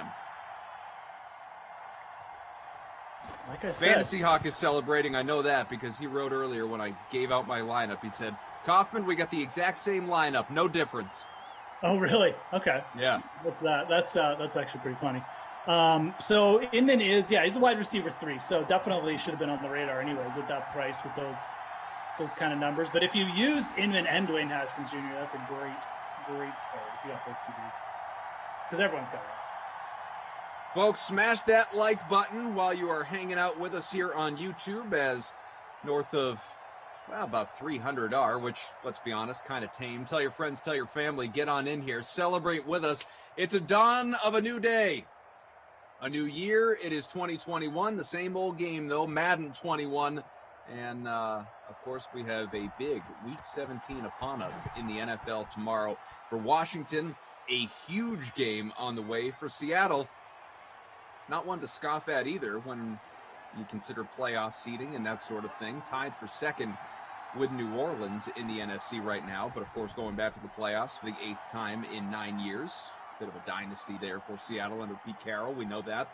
Washington, though, I know Seattle's taken over here. There's Russell Wilson, but we can talk about the Washington football team for a moment. 6-9, tied for 1st in the NFC East at Philadelphia in a game that has been flexed to Sunday evening. They've dropped their last 2 to put themselves into this position where they have to win to make the playoffs. They lost to Seattle and Carolina, so a bit of a real-life rematch here as 14 on the ground for Russell Wilson. They're technically, because this is just the way it works, 4th in the NFC as division leaders, but have not clinched that spot. They will go to the playoffs with a win over Philly. If Washington loses, sorry, too bad, oh well, you're not going. It comes down to the winner of the earlier game between the Cowboys and the Giants. We have spent a lot of time in recent months here, Geoff, talking about the NFC least more often than not, though it has been more entertaining in recent weeks. You tell me, who's winning this division? Yeah, so my take with Rossi in the last sim was that I think it's going to be Dallas. I think it's a tough spot for Washington. They got Alex Smith banged up. Eagles have a pretty good D-line, and they're at home. They got Jalen Hurts at QB now to counteract some of the Washington pass rush. I'm not saying Washington can't win that game, but I think it's a tough game, tougher game than people are giving credit for. And I think Dallas has actually, I don't want to say an easy game, but I think they're clearly on a roll right now, and the Giants are playing bad. Daniel Jones can't move. The Dallas D is actually playing a little bit better. I think Dallas wins their game, and then I think Philly upsets Washington. So that's my prediction. But realistically, like, anything can happen here. I mean, it's actually kind of an entertaining little spot for this Sunday, even though all these teams are bad and probably going to be one and done in the playoffs. But that's what I think is going to happen. I think Dallas is going to win their game, and I think Philly's going to pull the upset. But you? Somebody noting in the chat, I'm assuming it was me because I've had so much basketball in the brain. So did he just say Russell Westbrook? Did I do that before? I probably did. I've done it before instead of Russell. It could have been either of us, I guess, but probably was me. I've been very locked in on the NBA over the last couple of weeks. 2nd and 7 on the way. We all know who Russell Wilson is, though. Let's calm down. I feel like, and it's not as though I'm this Washington football team fan or anything like that. In fact, more often than not, like if there's an organization in the NFL that you don't tend to root for, right? Just as a franchise, it's Washington. But I would really like to see it happen for Alex Smith and for Ron Rivera. With what they've been through in recent years, of course, Rivera battling cancer, and he's had the chance since to ring the bell, which is phenomenal. And Alex Smith, it looked like he'd, there were questions, would he live, let alone it walk looked like his career was done. There was no guarantee shocking. He'd walk again, let alone play football again and start a playoff game potentially. So I just don't know how you don't root for the guy to make the playoffs and have that opportunity. It's still shocking that Alex Smith is even playing football, like, to me, or it should be anyways. I mean, I really just thought when this he's coming back, I'm like, well, they're going to put him on for a preseason snap and then that'll be it. To say he came back, right. And that'll be the last we hear of Alex Smith.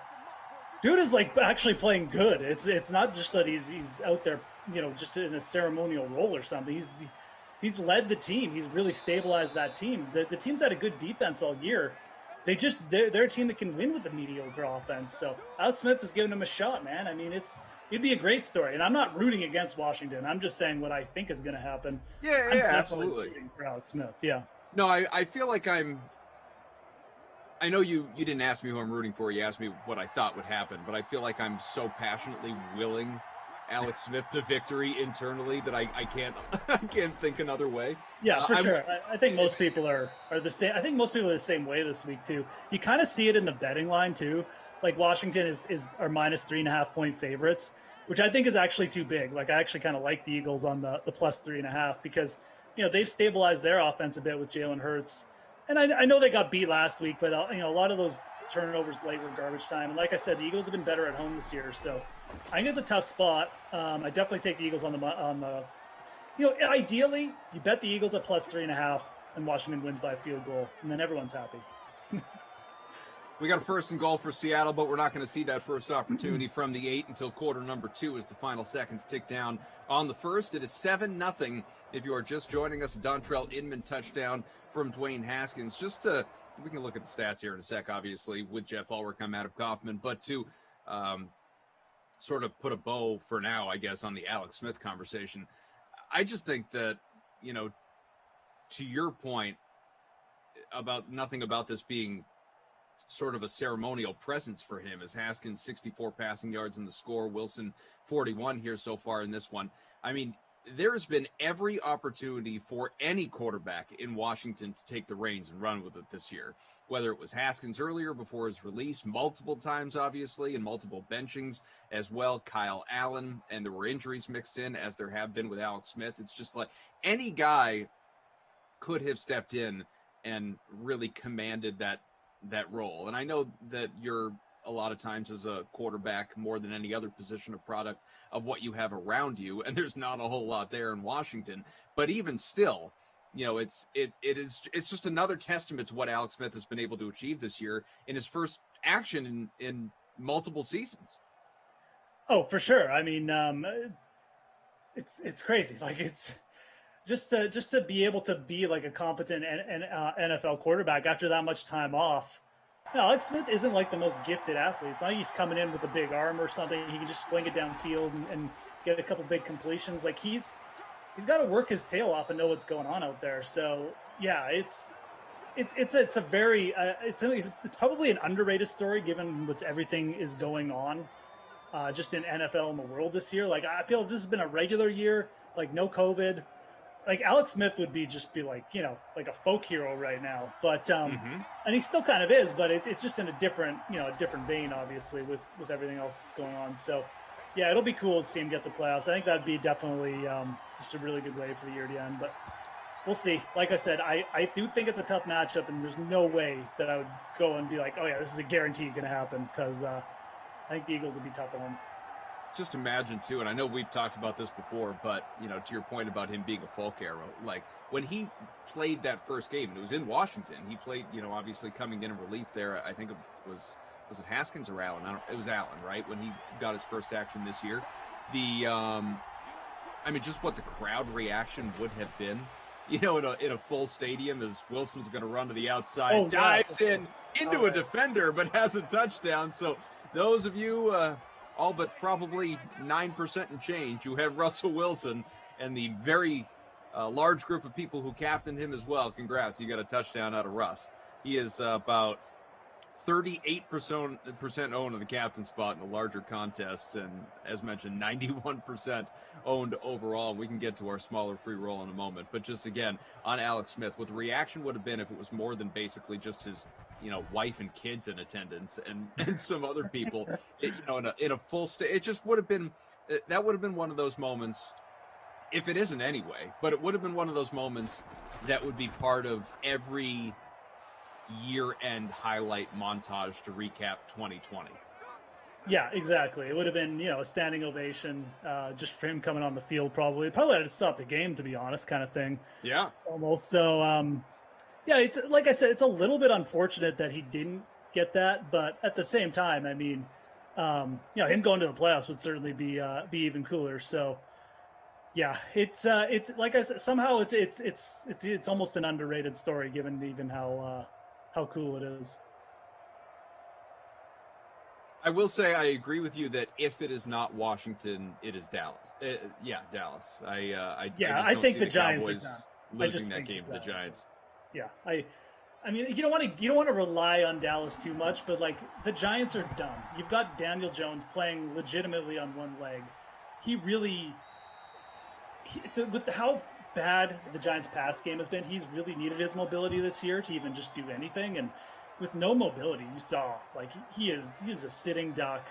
I think Dallas really going to get after him. So it's a real tough spot for the Giants. It's funny too, because like I said with Rossi, they were the big favorites after they upset Seattle to win that division, and they've just cratered since then. They had a tough schedule though.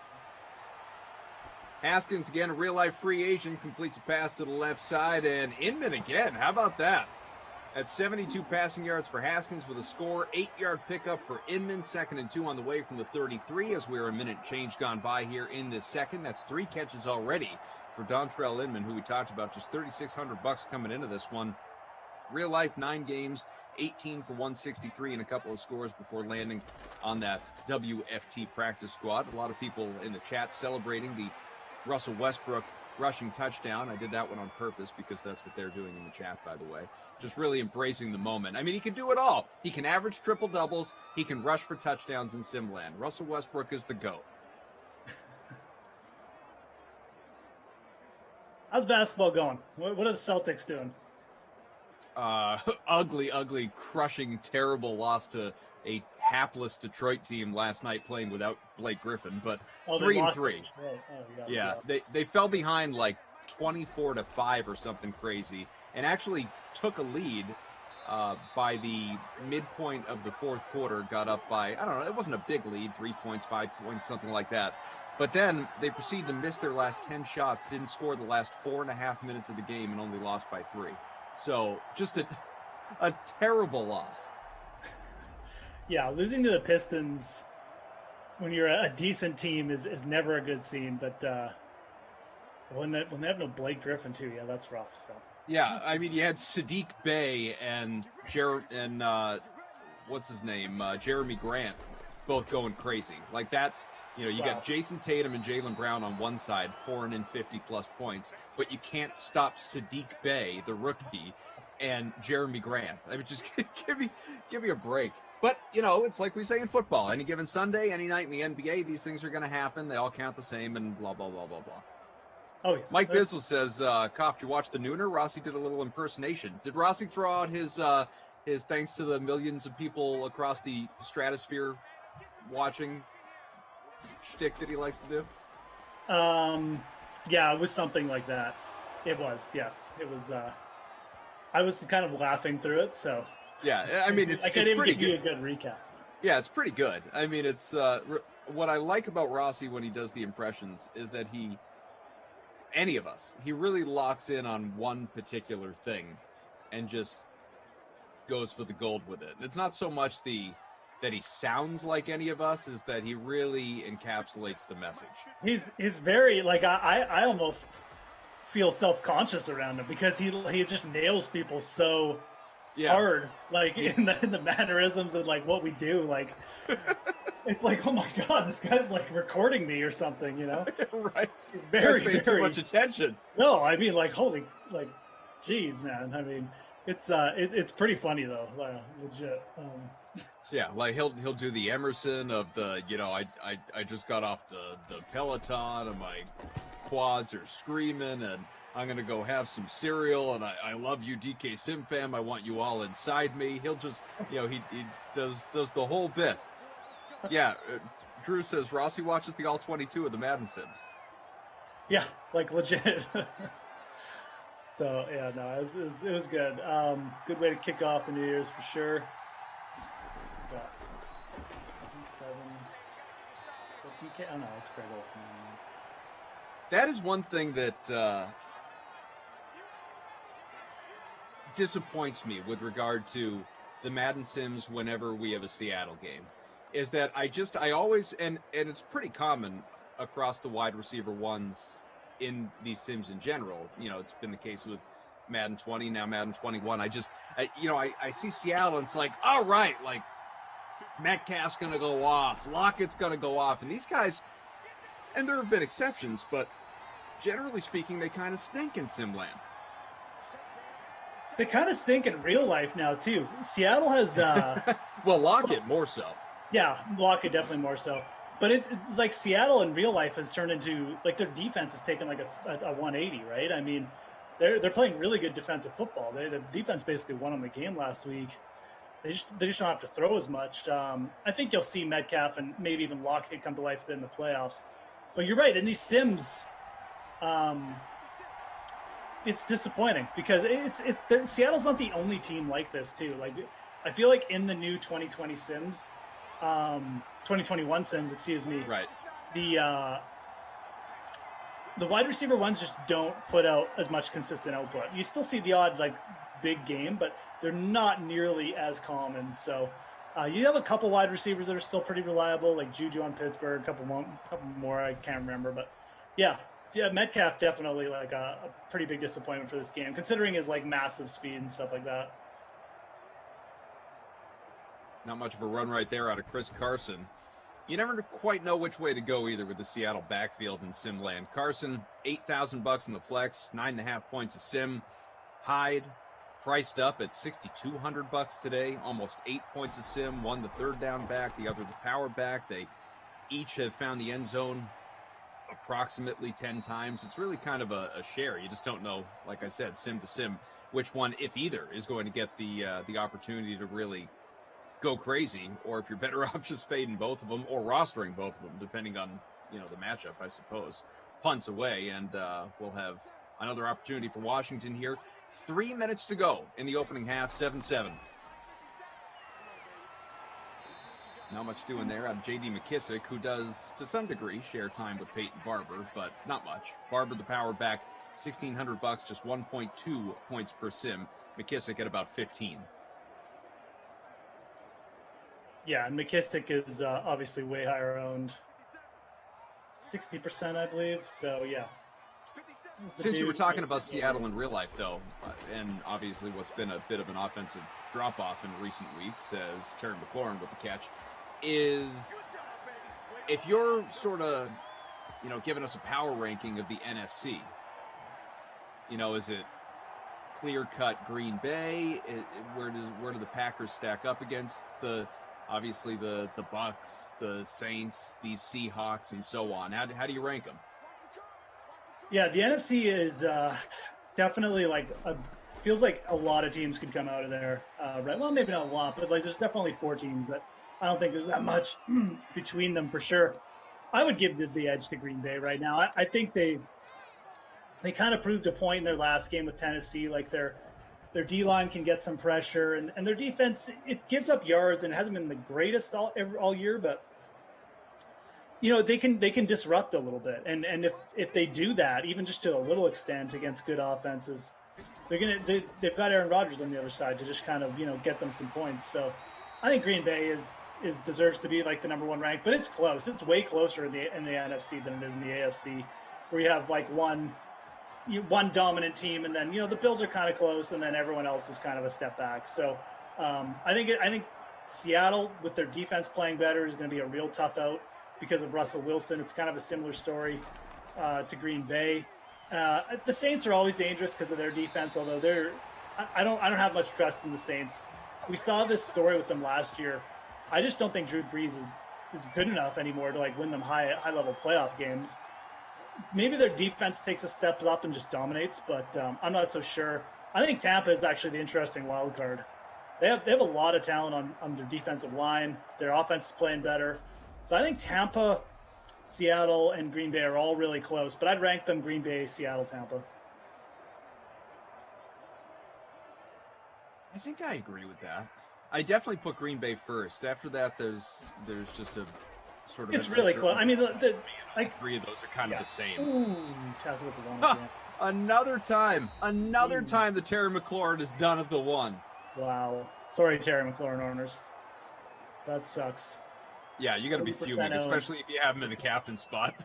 Yeah, especially if you have him in the captain spot. You could have a 2-touchdown game right now.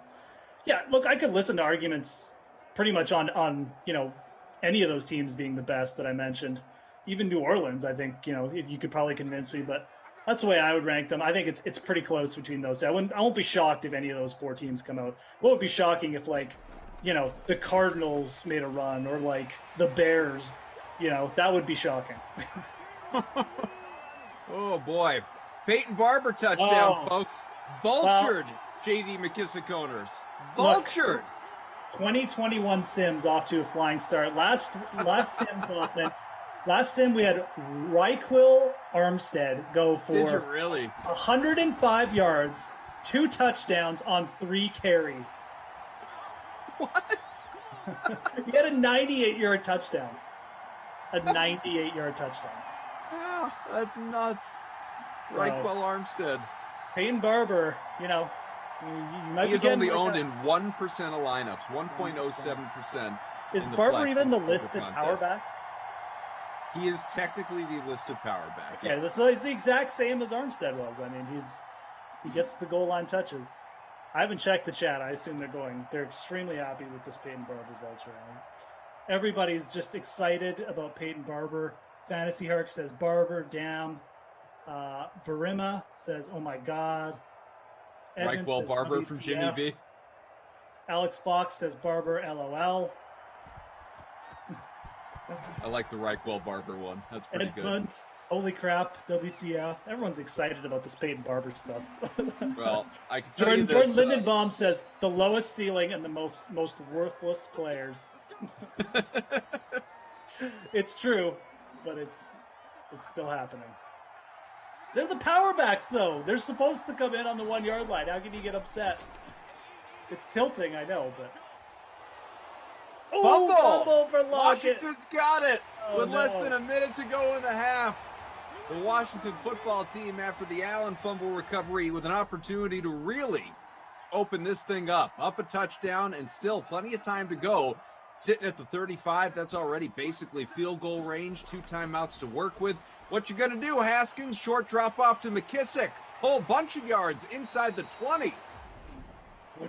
Timeout at the 14.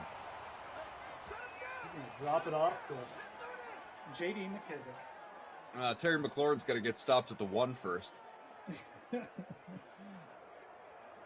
40 ticks left in the opening half. McKissick's first catch for north of 20.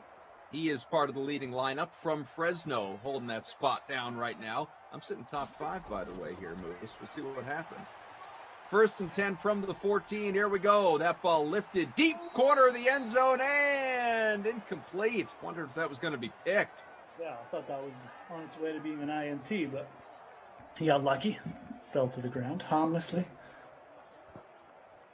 Neville cleanup hitter wants some more respect shown to the Saints. Since the last time the Saints had a top-ranked defense, they got some really big rings. 2nd and 10. I'm just kidding. It could happen. Jeff sounding like Wiley right there for a second. Well, yeah. The Saints are in a tough spot here, though, because if they don't get the number 1 seed, Alvin Kamara will only be eligible to play in the wild card round if their game is scheduled for a Sunday. If it's scheduled on Saturday, he can't play. If it's scheduled on Sunday, he can play. I'm sure the NFL will probably just put them on Sunday just because, but still, it could be a really tough spot. They might not have Kamara. Just that backfield this weekend in general. I mean, it's going to be a disaster this week. Is it autoplay from a DFS perspective based on salary? Probably for Ty Montgomery. I do think Taysom Hill is going to play a lot. So I Ty Montgomery's not very good. That's the thing. Right. There's a reason he's played like 3 snaps this year. Field goal's good for Dustin Hopkins, by the way. But he's probably going to get like at the very least 5 or 6 targets. He's close to a must play, yes. As much as I hate to admit it. I just have this feeling that you're going to see Taysom Hill, especially in the red zone. So why not? Give the man his opportunity. I'd rather play Ty Johnson. Continue to be a gadget player. Yeah. It's crazy, though. I mean, it's not surprising with the way contact tracing works, obviously, but it's kind of wild that entire running back room is out of commission.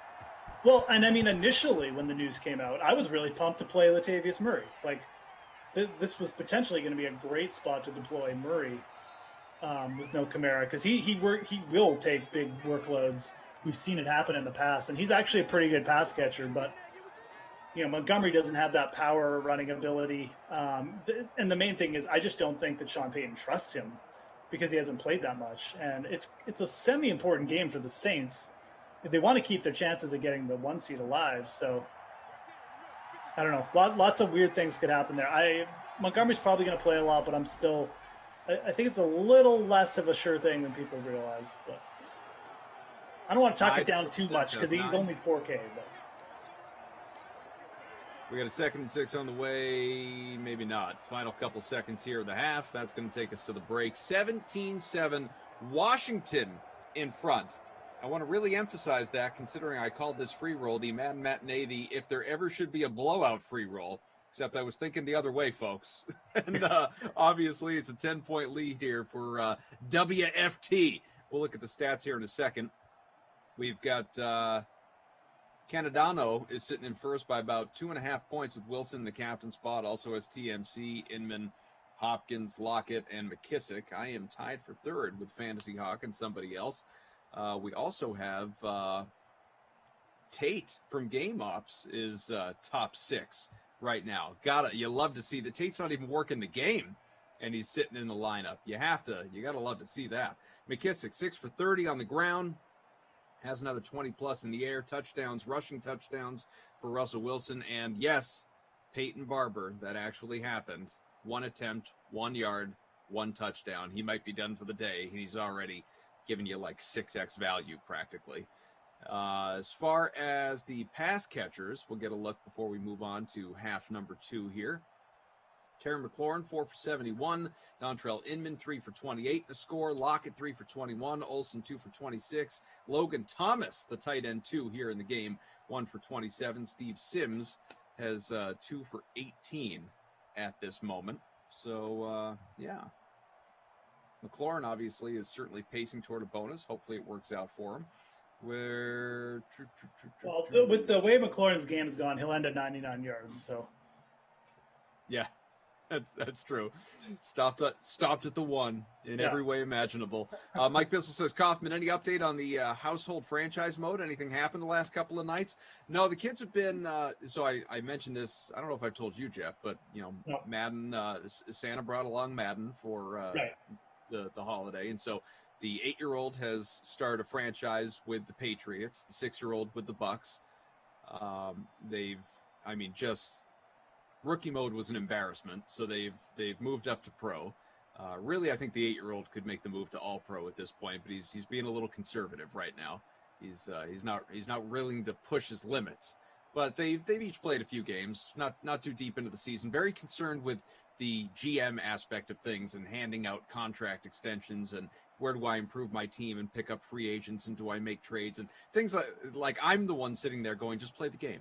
Like why are we worried about, scouting draft targets? Just play the game. This doesn't need to be a fixation. They've also split their time with MLB The Show, where they have just been playing exhibitions. They have not started, franchises or anything like that. That's pretty deep. That's pretty cool to be that deep into it at that age, though. I mean, those are some, because most kids will just play, right? Like they won't go like deep into the modes and stuff like that at that age. So no, they're getting into. I mean, hopefully, look, it'd be wonderful if they should happen, either of them or both, to grow up to be professional athletes. I'm going to say it's probably not in their DNA. So if they, grow up to be really successful general managers or something like that, that'd be wonderful. Just going to inherit your job, man. That's okay. Take over the Madden Sims. Well, I'm going to aim a little higher for them. This thing could be mainstream by then, Koff. Don't discount the Madden Sims. You hear that, Madden Sim family? Go to the moon here, people. This first virtual broadcast from Saturn. That's right. No, I kid. Cable TV, if cable even exists in 5 years. Our own spot on the Disney Channel. Who knows, man? Who knows where you'll see Madden Sims? Has DraftKings partnered up with Nickelodeon yet? We could do a kids broadcast sim, right?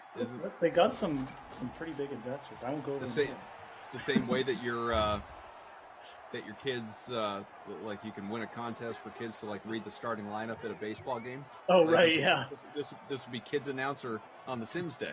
Kids sim announcer. Right. Steven says, nothing worse than having dad call your Madden games at home. I feel that way, Steven, except my kids will say to me, like, could you broadcast it? Like you're doing do I have to? Can't I just watch you play? Do I have to commentate? Oh, they actually ask you to broadcast the game? For like moments, not not start to finish or anything. You know what they really love? This will surprise nobody because again, they're kids. If there's a safety, they want the safety song. The safety song, that's fair. Yeah. As one would expect. 3rd and 3, couple minutes gone by, third quarter, midfield here for Seattle, down by 10. Geoff Ulrich, Adam Kaufman, producer Madison for the Madden Matinee. We've got Drew, our technical director, Derek and Jim, Game Ops. Appreciate you all being with us. Happy New Year. Hopefully it was a safe, restful, responsible, relaxing kind of evening for everybody to usher in the new year. As Geoff noted, we weren't here yesterday, so this is only the second sim of 2021. It's also the middle one for today. We've only got 3 today, and then just to kind of wrap up what was largely a holiday week for the company. Everyone's getting a break for the last half of today, which, sorry, DK Sim fam, I guess that includes all of you. I know a lot of you would rather sit around and watch all 6 and be as devoted as you always are, but the staff's getting a break, and then right back at it with a full day tomorrow between the sweat and obviously leaderboard live throughout the entire day and on the Monday and all that you're used to. We're here with you. Yeah, absolutely. Short day today. I actually forgot we're only doing 3, but we'll be back to the regular schedule, folks. Don't worry. Look, 2021, you're the Madden Sim. I mean, we are just going to hit higher highs and keep flying, folks. Hit that like button for us. Let's get a respectable number here to start off the Dream Stream 2021. At least 200, huh? Or 135? Come on. I know we're only doing a few sims today, but, smash it for us. Come on. Let's get to 200. Hoffman will cry if we don't. I might. Tell you what, I'll be texting Geoff after the fact. Seriously? Only 157 likes? He jokes, but he probably will be texting me about it. With what we give these people, you know what I'm going to do with my evening, though? I'm not upset that I'm not doing like a primetime and Madden After Dark sim tonight because it gives me an opportunity to finish season 3 of Cobra Kai. So let's go. Watch the first 6 last night, got the final 4 tonight, and then I'm going to wonder, how long I have to wait for season 4. All right, so give me just a general, how many thumbs up would you give the first 6 episodes? Out of four thumbs up, how many thumbs up would you give it? Am I obviously ranking it against previous seasons? Like that? I don't know. Rank it again. Right? You can rank it. You can do. I don't know. Just give me a general overview without giving me any spoilers because I haven't even started yet. Sure. I hold it to a high bar. So I'm gonna give the first 6 out of 4 like a 2.5. Okay. I'm gonna say it's good, not amazing. There are definitely some great moments, but I feel like they're still kind of, trying to tie up some loose ends from the way that season 2 ended. To be fair, generally the best episodes of a season are the last 3 or 4. So, you could be in for a your mind could change after the last 4. But here's what I will say, and you may have seen me tweet this out last night, and this is very. There's no spoiler here, and this is very true of the first 2 seasons of Cobra Kai. In fact, if there is one way that I could describe Cobra Kai versus any other show, it would be this. I can't think of another show that does end-of-episode cliffhangers better than Cobra Kai. Right. I mean, the entire episode, the 30 to 35 or 40-minute show could be, good, fine, but those last 90 seconds are leaving you going, oh my God, I have to start the next one right now. My plan last night was to only watch the first 4 only, and then I'm going to go to bed. And then the cliffhangers from 4 and 5, I couldn't stop. I had to keep going. Well, that sounds like a better than a 2.5 then if you had to watch 4 and 5, but I guess we'll see. I'm trying to look at the whole show in a prism and not just judging the cliffhangers. The cliffhangers are 10 out of 4. There's another Metcalf catch. He's got 3 for 24. But yeah, I got you. Yeah, it's fair. We'll see. I'll like I said, I'll try and catch up with you. And the next time we do a sim, we can chat about it. Yeah, Jordan says MVP of the first 2 episodes of Crease. That is, maybe you've read this as. Is he going to be there? No. Another one stopped at the 1. Russell Wilson connected, picked up the first to Dorsett. Boy, I could have used a Dorsett touchdown, too. That probably would have put me right into first. Between the Inman score and a Dorsett score, see you later. Taking my free winnings off to the bank. What is interesting about season 3, for all you Cobra Kai fans out there that may not be aware of this, is that more than anything, it's really I would describe it as the John Kreese origin story season. It's very Kreese past and present fixated. As we got a 1st and goal, Wilson keeps it. Is he going to run? Thought about it. Knocked down at the 3, lost a couple yards. Goes down as a sack. So if you love Kreese, you're going to love yourself some season 3. I think part of the reason I give it a 2.5 so far is that I just don't love the Kreese character. I get why he's there and I get his importance, but I don't need full episodes devoted to him. And so there's some of that. I'm also, and you're supposed to, so this is more of a credit to the writing, I guess. I'm getting a little tired of Hawk. As we got a 2nd and goal here. Don't give me any more. I'm not giving me too many spoilers already. I'm not giving you any spoilers. I'm telling you what I think of their characters. What the first 3 episodes are about. They're all about Kreese. So the whole season's about Kreese. Okay, well, fair enough. I mean, I expected Kreese, but just don't even get into that. That's fine. I'm sorry. It's okay. I forgive you. That's why I asked you for a very general, just your opinion of it. That's it. I look forward to your thoughts. Still I can't even read the chat now because I'm afraid. Yeah, this is a poor effort. Yeah, it takes us to the end of 3, no points. You have to go for it there when we could start the fourth. No points in that third quarter. Well, here's something you can read in the chat. Curtin Carroll says, Happy New Year, everyone, and thank you for these stims, DK. Same to you. Tyler says, I went to YouTube just to like this for y'all, but I hate seeing the chat, so I watch on the DraftKings site. Can't you get rid of the chat? I mean, I'm no YouTube expert, but can't you minimize the chat and not look at it if you want to? I don't want to minimize them. Then I feel like I'm minimizing I don't want to, but if Tyler Berry wants to, I feel like the option is available to him. I have minimized the chat. You've all been minimized. Kaufman told me to minimize you. You've all been minimized in my life, so you're all gone. You're all gone. We're out. Mike says he's got 3 episodes left in the new season. That's okay. I feel like it's better than okay, but I don't know. Maybe we're speaking the same language here. The good part about it is whatever happens, we're going to get more. So, if it's not that great, they'll have a chance to make it. Curtin Carroll does say, hey, Koff, you ever watched 24? Now, that series had the best cliffhangers at the end of each episode. You got to love the countdown clock and big moments for Kiefer and suspense and all that stuff at the end of 24, no doubt. But there was just... 24 is right there. 24 is right up there. I feel like Cobra Kai does the end of episode cliffhanger better. I do. It's pretty solid. Yeah. Yeah. With the whole... Madison says, I feel this way because I've never watched Game of Thrones. Did Game of Thrones have elite end of show cliffhangers? Because I'm not a Game of Thrones person. Yes and no. They're kind of hit or miss. I mean, the whole series with Game of Thrones was hit or miss. Some of them were fantastic cliffhangers. Other of them were, just like not cliffhangers or just the kind of, yeah. I wouldn't say Game of Thrones was like a huge cliffhanger thing, but they had their moments for sure. Mike Business says Last Man on Earth. Yeah, I mean, that was a fun show. Will Forte, it had its moments for sure. All right, 4th and goal, and the kick. Wow. Fair enough. I guess they needed 2 scores. 10. So. Jason Myers, may as well take the guarantee. Jason Myers is having actually a really good year as a kicker.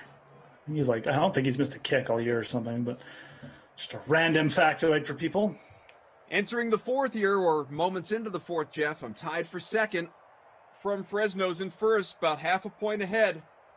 All right, well, I'm cheering for Fresno, so. or anybody else who's behind Who do you need, Kaufman? Like, do you need Dorset? The Dorset touchdown would have been gigantic. I need, anything that Wilson does, he's in the captain spot like everybody else. But McKissick, Haskins, Olsen, Inman, and Dorset.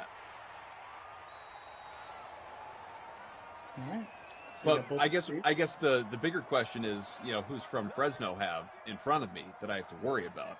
And from Fresno has McLaurin in the captain spot, has Metcalf, and those are 2 of the larger differences. There's McKissick, 42 on the ground, 1st and 10 on the way.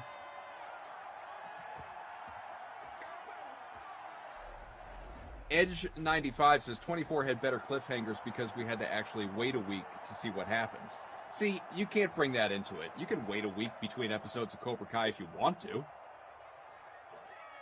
And if you want to go back and you wanted to binge 24, you're not going to wait a week. Yeah. Like, I'll be honest, I will binge shows, but I don't binge them all in one day. Like, I will watch, I'll watch an entire season in like a week or something. But they're like I'll max out at 3 episodes a day. Like, that is a lot for me. Like, I generally will just do like 2. That way, also, you're entertained for a week, I feel like, and it's also like plenty, I try and fit things in when I have time. No, and that's basically true, what it comes down to. That's true. Yeah, like if you have like a big block, and you just like, I can watch, do 3 hours of it now. It's kind of more relaxing too that way, because then you just force yourself to just sit on the couch. So, but right. I think the last show I really truly binged was like Breaking Bad when I first started getting into it, because it was so good. Yep. And I basically watched like 2 seasons in like 3 days or something like that. So. Yeah, I was late. I was very late to the Breaking Bad party. I didn't start Breaking Bad until it was entering its final season, and I wanted to be caught up for the final season. So I binged the whole, first 4 years in like 2.5 weeks, I think. And then was ready for season 5 and watched that on time with everybody else. Pierce just tweeted me a picture of Board Coin, Hoffman. Now that's a throwback for you matchup breakdown fans. Yeah. The Bort Coin, Blake Bortles, baby. In Bortles we trust, it says. Oh my God. Yeah, we couldn't have Pierce Dietrich on these sims because, that man doesn't have a filter. But can you imagine? I don't think he wanted to do them either. No, that's probably it too. But imagine if our community here, the Chat Kings conference room, had an opportunity to get to know Pierce. Oh, are you kidding? They'd love Pierce. Well, half of them would love Pierce and half of them would hate Pierce. Yeah, because the takes are very so polarizing. Insane. Yeah. Oh, extremely. Love him. Hopefully you guys have seen Pierce if you watch The Sweat, obviously. I'm sure most of you guys have seen Pierce on The Sweat or something. He's the person giving insane takes. Not bad Jeremy takes Sprinkle. like Kenny gives. Kenny just gives bad takes. Pierce's are insane. Folks, smash that like. 30 away from 200 as you've got Washington moving the chains here. About 5 minutes to go, fourth quarter, and a 7-point lead here for the Washington football team. Sprinkling in another catch. 1st and 10 from the 28. He's got a couple. Robbie Noble says, I know him from The Sweat. That's right. I love Robbie Noble from FRUM, the THA. He's the best. Bortles could actually see action this week. There is a potential scenario. The Rams probably should. Yeah, Wolford might not be as bad as people realize. Like he actually was. I did a little bit more research on him. He had some moments in college, I guess. It's still a tough situation. I wouldn't be shocked if you saw Bortles in the second half or something. Haskins, end zone, got it! Touchdown, wow. Washington, and this time Terry McLaurin gets in. Well, that is going to help out from Fresno a great deal with Terry McLaurin in the captain spot, not to mention anyone else that obviously may have stacked the two together, although that's something interesting about from Fresno. Does not have Haskins. So he's got McLaurin. It's going to put him up to around 30 points in the captain. It's going to move Mantinelli, New York, into second place, who's got those two stacked together. Both of them closing in on 20 points. Bumps me about 7 points off the lead, Jeff. Sitting in fifth. Oh, you're down to fifth, eh? 4.5 to go.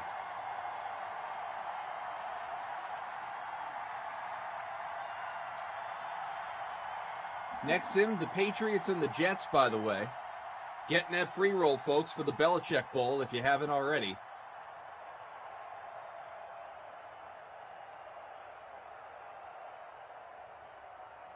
The which bowl?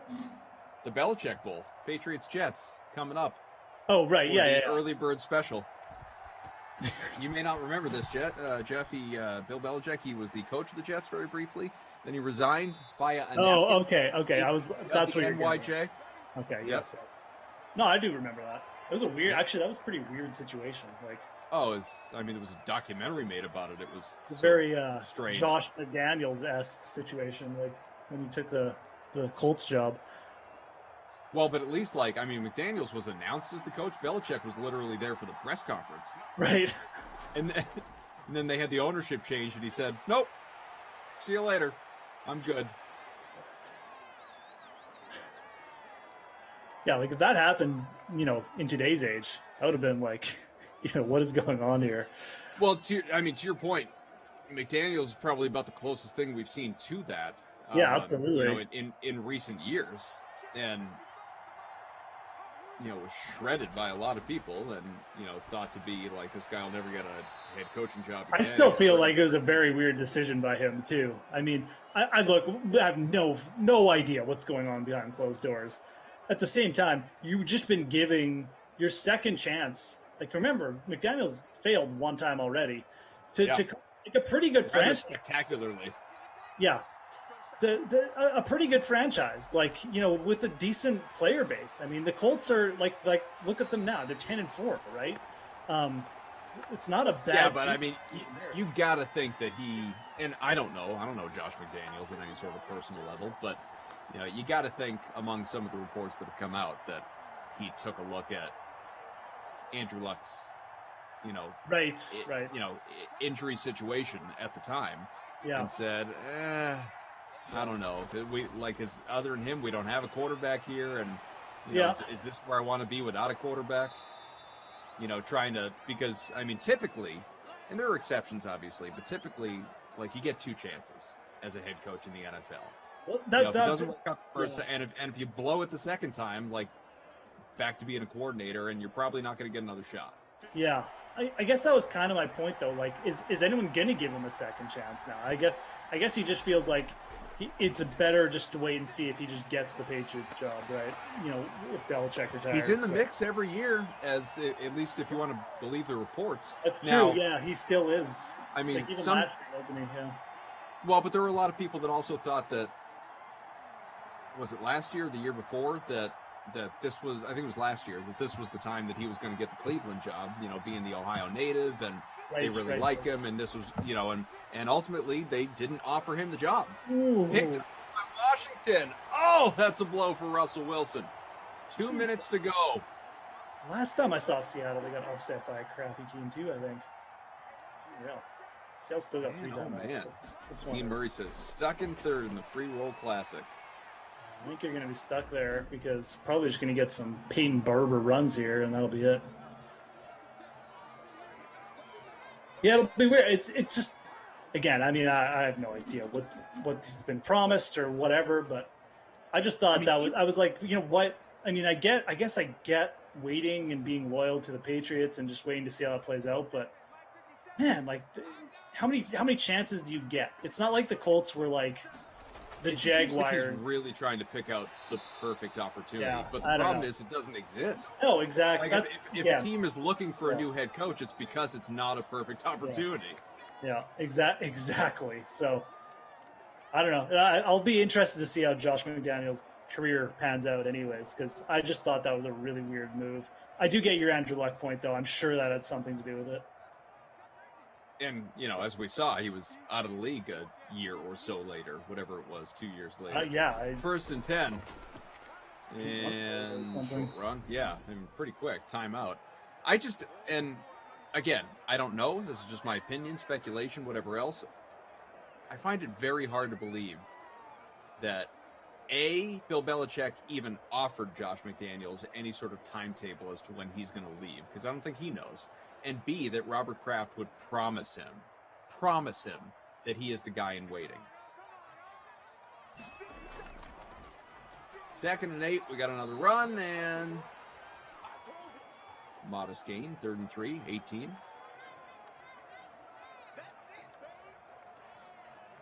I know there are plenty of Patriots fans that don't want to see him as the next head coach. They don't even think he's a particularly good offensive coordinator.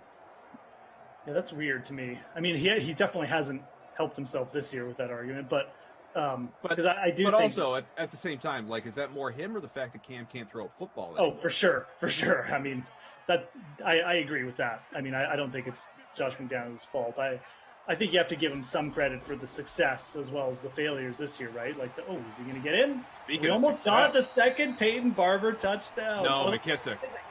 I'm sorry.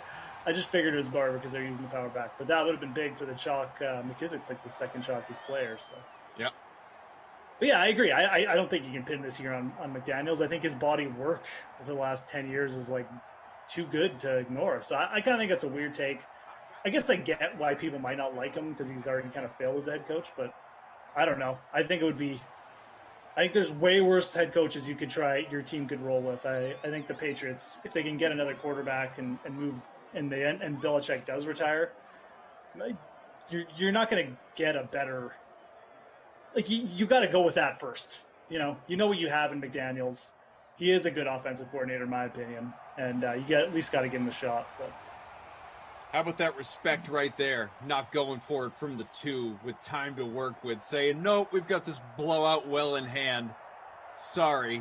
Well, we've already had 3 tilting power back touchdowns. They didn't want to give another Peyton Barber touchdown just to set everybody off in the chat. So, man, I think that's going to have me finish second, tied for second in this contest, behind From Fresno, who appears set to run away from about an 6-point lead here that he's got going on.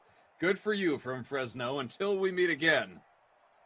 24-10, Washington football team victory. 2021, maybe it'll be a little bit different kind of year in Simland too. Haskins, 225 passing, couple of touchdowns, brings him, the real-life free agent, who we didn't even really talk about in terms of future homes and NFL career for that matter, to 43 touchdown passes. Wilson, not great. In fact, downright bad. Probably the Babysitter Billy Not My Kid award. 134 in the air and an interception. No touchdowns for Russell Wilson in this one, in the air anyhow. Just ugly showing for him. We'll look at the rushing and receiving numbers as well. Wilson did rush for a score, 5 for 43. Barber, the 1 for 1 with a score. McKissick, 14 for 83. Carson, 8 for 8. Hyde, 4 for 9. Hopefully you faded that backfield altogether. And we'll look at the receivers as well, just to let you know how everybody did. Did McKissick wind up falling short of the bonus, by the way? I think he might have. He had 83 yards. Oh. So 71, 86. 5 for 86 with a score. Sims 4 for 38, 3 for 28 for Inman. Metcalf 3 for 24. Olsen 5 for 46. Touchdown for Inman as well. So you tell me. I think we have identified the Babysitter Billy, but who is the Krusty Koff player of the game? Is it McLaurin? Yeah, I think so. I mean, there's no real other standout, right? I mean, I guess I could give it to like Haskins or something, but no, I'm going to give it to McLaurin. I'm going to give it to McLaurin. It's 586 and a touchdown. And again, there's no other receiver. Only a quarter of lineups for him, too. Yeah, exactly. So we'll give it to him. Yeah, makes sense. About 20 points for him. Excellent. Well, let's see. Jordan says, not one of Russ's best. Hashtag cough cursed. See, we Jordan are back. Jordan knows. I was telling our producer Madison, when anything goes wrong, you just blame Kaufman. So, I mean, it's worked for so many for so long. Why stop now? Is what it comes down to. We got another sim on the way, folks, coming up for you in almost an hour on the nose. That'll be the early bird special, the Patriots-Jets free roll. Jump on into the Belichick Bowl contest in the DK Sim Fam Friends League if you have not already. The roughly, the Belly Bowl, about 1,100 people in that league. Love to see you be part of that contest. I'll be here with BK, Brandon Cristal, talking you through that one as we give Jeff a break for the rest of the day. But Jeff will return tomorrow for Leaderboard Live for the 1 o'clock games. I'll be with you for the 4 o'clock games as well if you are taken off. Jeff will be back in Simland, though. Let's see. Not until Friday? Thursday night, huh? Thursday night? Friday? I don't Thursday know. Night, yeah. Thursday night. So you're Thursday, yeah. Thursday night, I'm back with Clash for Madden After Dark. Gonna have to wait a little while to hear from bed Jeff early, again. Put the kids get wild. All right. Well, thank you to obviously our great Game Ops crew. We had Jim and Derek, Madison, and Drew, all of you out there for hanging with us. Don't go anywhere. There is one sim left today here on the second day of 2021. We hope you will rejoin us and a little AFC East action to break down. Some questions all across that division as well. For Geoff Ulrich, I'm Adam Kaufman. All right, buddy. See you later. Enjoy some Cobra Kai tonight, would you? Bye.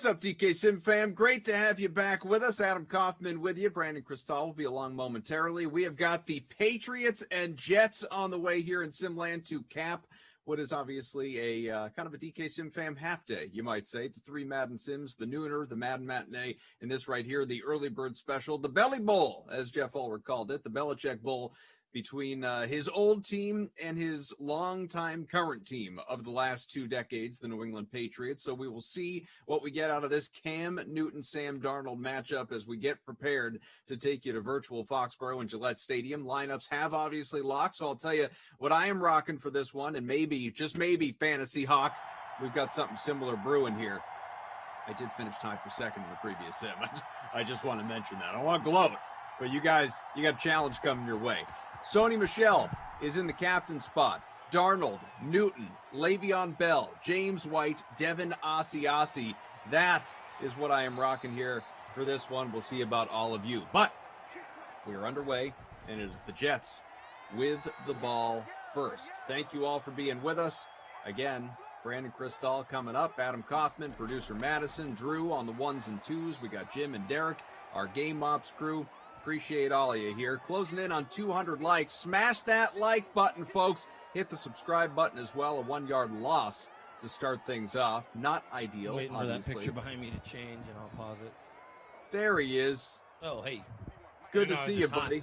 Yeah, my You're mouse hot. died. My mouse died, so I had to scramble and get my laptop set up. And anyway, one of those. Oh, man. You made it, though. I made it. I was concerned we were going to have to send out an APB on you. Well, I've been texting with you. I didn't get my lineup in time because I was dealing with technical issues. The worst. You know, between Ulrich with the last sim, you with this one, I'm out here playing against myself when it comes to the DK, production crowd, commentary crowd, game ops crowd. Got the DK Sim fam, though, obviously, and that ball completed. Off to the right side, and Sam Darnold picks up just 3. A 4th and 2 from the 35. Have to assume we will have a kick on the way here momentarily. Ryan says, fitting, we were just talking about this in the last sim. Koff, did you finish Cobra Kai yet? Nope, I watched the first 6 last night. I will watch the last 4 tonight. I was texting with a buddy about it a little while ago. He's at the same point that I'm at, so we were just kind of, going over all the everythings you need to know at the midpoint of the season. Madison says, what, you didn't watch Between Sims? Madison, I have a family who, for whatever reason, demands to see me during waking hours. I know, it seems hard to believe. Reteased, as you know, clever. I like it. Probably shouldn't read it. I won't, but it's pretty good. We'll take a look at some of our leading lineups and all that good stuff here momentarily. For the Belichick Bowl, Sony Michel, my captain for this one. So I was captaining Sony Michel too. There. Is that a fact? I think, yeah. I was captaining Sony Michel. I had Darnold. I didn't believe in Hogan again, so I went with. I never got a 5th. I was going to put Herndon in a 6th. I did Asiasi, Herndon. I was believing the Asiasi magic from the other night. Yeah. And so I didn't do Cam. So I think I did Le'Veon Bell. So it was Darnold and Le'Veon Bell. Herndon, Asiasi, Michelle as a captain, and whatever else. That ball's completed. Feet just barely in, and a 33-yard pickup right there for the Patriots. And N'Keal Harry, who, of course, in real life, kind of a modest sophomore campaign, 31 for 292, a couple touchdowns in 13 games. But Simland, 12 touchdowns, 20-plus points 4 times. Jared says, cough, classic dad, just spending time with his family. Classic. Pretty fly for a blind guy, which is a new username that I've not come across, but I like it. Okay, I seriously need Edelman this game, Kaufman. Make it happen. We'll do our best to speak him into existence. There's my captain, Sony Michel, doing terrible things. 2 for 6, and that is it. Not so great so far here. That's okay. 2-yard loss. Ryan says, I'd be interested to hear your take on it, Koff. I wasn't here for the first 2 sims. That's okay, Ryan. I wasn't here for the first one either. But the second one, we did discuss Cobra Kai. I can't remember. BK, are you a Cobra Kai guy? So what's funny is we were watching a couple different things on Netflix, and the preview for season 3 came on. I was like, well, this is a little too much info, it feels like, in the preview. So I want to get into it. And you and I were talking about it the other night. And I'm just waiting until I get the 14-year-old back from his dad's, and then maybe we'll bang through it here in the coming week or two. But I certainly would like to be. I'd like to be, for sure. Join that party. Cam Newton completes the pass for a first out to the 33. He's perfect, 2 out of 2 for 47, and a 1st and 10 on the way here for the Pats, who have obviously moved here into Jets territory. It was Asiasi with that catch for 14. So, Ryan, to answer your question, 60% of the way through this third season, and obviously not giving anything away, I would say what I said to Geoff was I give it a 2.5 out of 4. Geoff wanted a 4-point scale. The 2.5 out of 4. I think it's good. I think it's worth watching. I don't think it's great yet. I love the end of show cliffhangers. That show does it extremely well. I think they're sort of, it feels like a whole lot of just trying to move the plot along and a little bit of catch up from season 2 and tying up some loose ends, but we haven't really gone to that forward progression that starts steamrolling you towards season 4. So that's kind of what I'm expecting here in these last few episodes of season 3. But I'm excited. I like it. I'm in on it. Ryan, you can give me your thoughts. But again, no spoilers for the people. James says, I watched season 3 yesterday. It was great. I love the people that have the time, the ability to just mash out the 5+ hours it takes to blow through the whole season in one day. God love you. If I were able to start that up earlier in the night, like I didn't get to even sit down to watch until, I don't know, sometime after 10 last night. So watching 6 episodes at that point in time was a pretty good run. It was a solid 3+ hours. That is good. 6 episodes, 30-minute episodes? They range between like 30 and 40. Gotcha. There's actually a decent range. It's not like, they're not like all, 28 to 32 or something like that. You get a little bleeding on some of them. We watched Death to 2020. Have you watched Death to 2020? I haven't, but I saw the trailer saying really good writing, some really good one-liners kind of all the way throughout. Nice. Yeah, it's worth watching. It's only an hour and 10 minutes. So. All right, I'll check that out. Yeah, it was good. And then I watched the Trial of Chicago 7. I hadn't watched that yet. I watched that maybe last week. Really liked it. But I'm kind of a sucker for Sorkin. Most things that Aaron Sorkin does, I enjoy, as you know. So I really enjoyed it. Because he went to Syracuse. And you went to Syracuse. I actually didn't know that. Oh, really? How'd you not know that? I don't know. I didn't. I'm familiar with the sportscasters that went to Syracuse, but some of the Hollywood types, I guess I'm not. I don't know how many more. I don't know how many more beyond Aaron Sorkin there are. I'm not saying there aren't. Kansas, we've got Sudeikis claims Jason Sudeikis, KU, but he didn't actually go there. Rob Riggle did and graduated. Kirstie Alley and Don Johnson both went there as well, and Paul Rudd went there, left KU, and went to an acting school in LA or whatever. Another guy that claims all things Kansas, but that's okay. I mean, he's from Kansas. He's from Kansas, and he went to school there. So. No, I appreciate that. Sure. That's what like Rudd, Sudeikis, and Riggle are it's a trio. Riggle, and then the fourth, I can never remember his name, the dude from Modern Family. Yeah, but he's from K-State. But I mean, just big. Oh yeah, Eric Stone Street. Yeah, and they do Eric the big, and they do this huge charity event called the Big Slick. David Koechner, who everyone knows as Champ Kine from Anchorman, he's also a KC guy. So the 5 of them have been doing this thing for the Children's Hospital there in Kansas City, a big charity weekend. It used to be a card game, and now there's a charity softball game with it and stuff. Patrick Mahomes almost hit a softball out of Kauffman Stadium 2 years ago. I think he hit warning track power, which is not easy to do with a softball. Yeah, I'll say.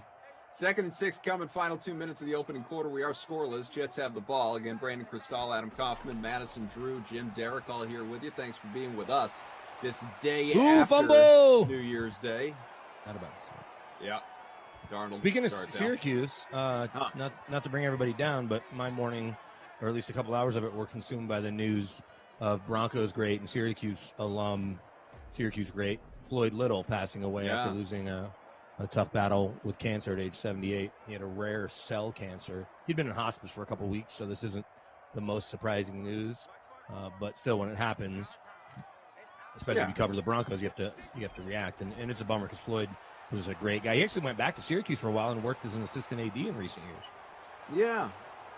It's no, definitely not the most optimistic way to begin 2021, but you know, like you said, it wasn't out of the blue either.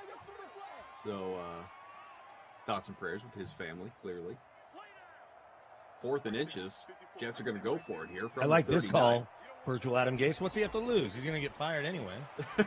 Maybe even in sim lane soon enough. Gets it, though. Completed to the 35. Darnold stays perfect, 5 for 5, and Gase is loving life. 1st and 10 on the way. Crowder with the catch. Crowder, by the way, with the December Madden update, now has superstar traits. The mid-in elite superstar trait for Jamison Crowder. Top ownership in the free showdown, the larger one. Le'Veon Bell first, just shade under 70%. Cam Newton, about 65%. Darnold, 53%. Chris Herndon at 50%. And then that guy Crowder, about 45%. There's Bell. Short run, gets 3 yards. James says, last 2 episodes of Cobra Kai are awesome. All right. I'm excited. I'm excited. I know they will. It's going to be incredible enough for me to be like, holy God, when does season 4 start? And then I'm going to have to wait for that. On the Syracuse thing, Edge 95 says, do you know Dan Duvikoff? I do know Dan, actually. A couple years younger than me. I believe, if I'm not mistaken, still the radio voice of the Vegas Knights. So if you were going to list the most famous Syracuse broadcast alum, it would have to be Costas, right? He's the most decorated, but he didn't actually graduate.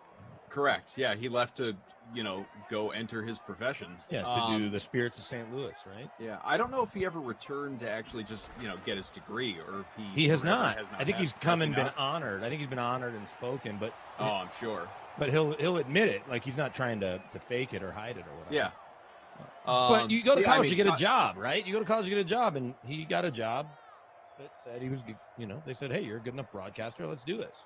Well, and I've said that 1,000 times, and I'm sure you would agree with it, that, it's, and this is true of many industries, but definitely of ours. Like, it's important to be in school and work hard and get your degree, and I'm not downplaying any of that. But if you aspire to, let's say, be a radio guy, a TV guy, while training is important, or gal, more important, yeah, of course. There's nothing more important than hands-on training. And, if you're good enough, you're good enough, and you don't need a degree to do what we do. I mean, you could, it's nice to have, and it's always great to further your education, but it's not no one is ever going to, if you were to graduate from Syracuse or KU or wherever it may be, and you want to go into broadcasting, nobody's ever going to ask you what your GPA was. No, the only way it helps you get a job is if someone that's hiring you also went to that school.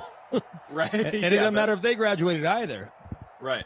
What's funny, along those same lines, so I graduated KU in 2000. This is probably a decade later. My dad calls me and says, hey, Brandon, a friend of ours from Dallas, his kid is a senior, going to be a senior, finishing their junior year at KU, and they got offered a job in Topeka, which is only 25 minutes away, in Smarket, 100-something, to be a producer, full-time TV producer. He's like, will you talk to him and tell him to stay in school? I said, absolutely not. He said, you go to college to get a job. And so I never talked to the kid. I asked my dad maybe 2 years later, a year or two later, I said, hey, whatever happened to that kid that went to Topeka? He said, oh, he's back in Dallas. He's the producer for one of the bigger shows at the biggest station in Dallas, the big ABC station, which has been #1 probably since they invented television, just about, WFAA in Dallas. I said, so my advice that I never gave, which was go get a job and just pursue your career, was right. He goes, oh, yeah, you were right. Final seconds of this opening quarter. To answer your question, though, as far as, top broadcaster out of Syracuse, I mean, yeah, I think everyone would defer to Bob Costas, and that's not a bad one to lean on.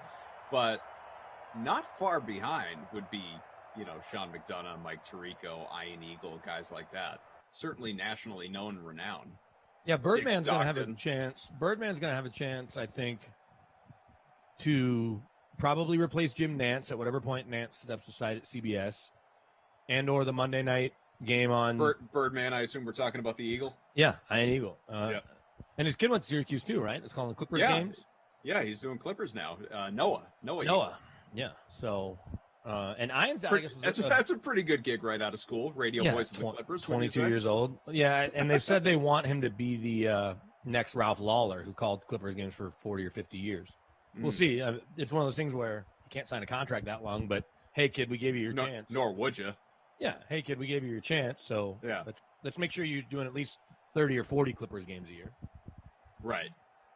No, I'll very run down true. the stats. I mean, it's 3-0. So Yeah, nobody has any 3-0. It's really just Sam Ficken. We got our first Ficken points at this one. The Jayhawk broadcasters, most notable, Kevin Harlan, proud Jayhawk. Yeah, who is excellent.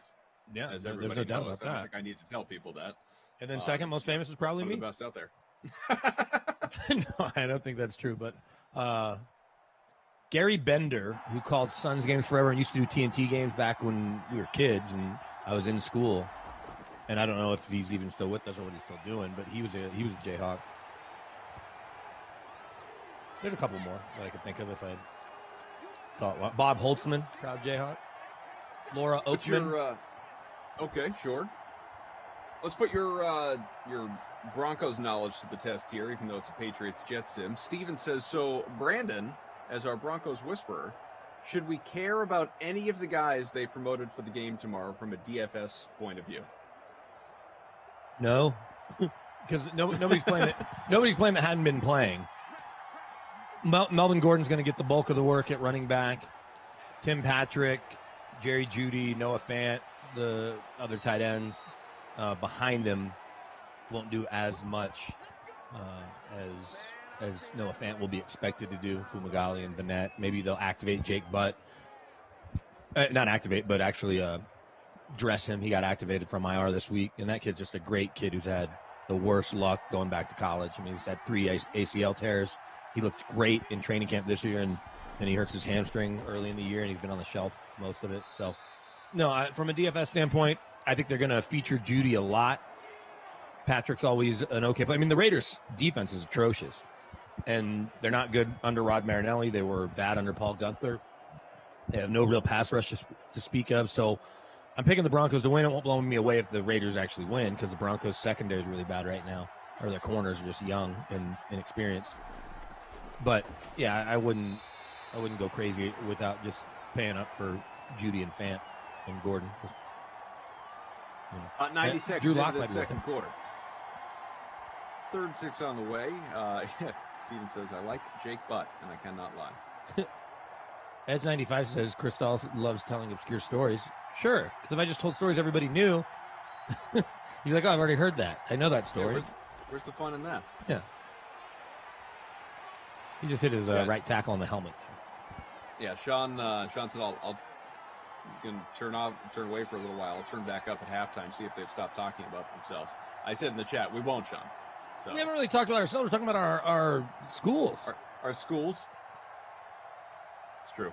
2 of the finest journalistic institutions, journalism schools in the land. That's why we went to school there. Here's one that and now we're doing this. This feels impossible for me to answer, but maybe you'd like to take a stab at it. From Rich One Beats. Question, who is the most accredited sportscaster ever? Accredited meaning Emmys? Or awards? Adulation? That's because kind of there's a couple ways you could do it, but the answer is Costas. Right. He's got the most Emmys and other awards, but then you have guys that have won Peabody, you have guys that are in broadcast wings of the Hall of Fame and all that. Vin Scully did he do the Dodgers for 57 years? Ballpark, yeah, no pun intended. I think 57 years. And Vin Scully called everything under the sun at various points of his career in addition to calling all those Dodgers games. So, which sports commentator would you say has appeared in the most movies? This is something we could actually look up. I mean, it might be Dan Patrick. Dan Patrick's got I think, an inside track because of his Adam Sandler connection. Although, important to note is more often than not, he's not playing Dan Patrick. So if we were to remove that from the equation and say guys playing themselves, Costas, maybe Michaels, some of the ESPN guys for sure, whether Berman's been certainly been in a few. Patrick Berman, Kenny Mayne. Yeah, I'm sure IMDb could actually probably tell us, or someone's Googled it, I bet. Probably. The better question is, who has given your favorite performance? Because you look at Costas and Michaels in basketball, it's going to be hard to top that. I was just going to say Dan Fouts in Waterboy. Dan Fouts has some great lines in Waterboy. Yeah. Patrick and Maine were excellent in basketball, too. Really just the writing all the way around for the sportscasters and in general in that movie were outstanding. Yeah, Trey and Matt, they're good. Bradshaw's been in quite a few, Jordan. Absolutely. That's a good call. Madison says Jason Bateman, dodgeball. True. If we're talking fictional broadcasters, top of the line right there. What's funny about Pepper Brooks. His role there is what got him the gig on Arrested Development. Is that right? Yeah, because he had kind of fallen off the map a little after being a child actor. I can't really call him a child star, although he was in Teen Wolf 2. Hogan's Heroes or Hogan Family? The Hogan Family. Probably not Hogan's Heroes. Yeah. No, not Hogan's Heroes. Hogan Family was no, I mean he absolutely was a child actor. I'm saying child star. Like, was Jason Bateman a household name? He wasn't Michael J. Fox. True. No, Michael J. Fox was a little older anyway, but and he was he did play Ricky Schroeder's pal on Silver Spoons and stuff. Anyway, that role as Pepper got him resurrected his career for Arrested, and the rest is history. He's got a good podcast that he does with Will Arnett and Sean Hayes that I listen to a lot. Yeah, there's a buddy of mine that keeps telling me to listen to that, and I haven't yet. Well, they've kind of hit their groove because they've done probably about 20, 25 episodes, but they have such huge guests. They had Kamala Harris the week before she was no kidding nominated. It was just a total fluke, but big guests. I mean, I could grab my phone and flip through it. And they're all entertained. They've been pals forever. They've all kind of worked together on different stuff because it seemed like a lot at first. He and Will Arnett have a production company together. They're very right, close. and they have Sean Hayes gets into the dynamic, but Sean Hayes and Will Arnett were on a comedy on NBC after Will and Grace and after the first time and after Arrested Development that I don't even remember. What it is. And then somehow it is still 3-0, by the way, folks. I mean, you've missed nothing. That's why we're kind of doing what we're doing. I might be winning even with the lineup I didn't fill out. Jordan says, I haven't watched Arrested Development in a long time. I should rewatch one day. It holds up. The first 2 seasons of Arrested Development are some of the best television ever. The 3rd season, not so great. And then the seasons on Netflix, 4 was terrible, 5 was okay. 4 was the one they did where no one was in the scene together? Well, right? It was where they shot everyone's point of view. Yeah, they did it very differently, and every episode was fixated on one character as opposed to a total mashup, which the show had already, had always been, and everybody hated it.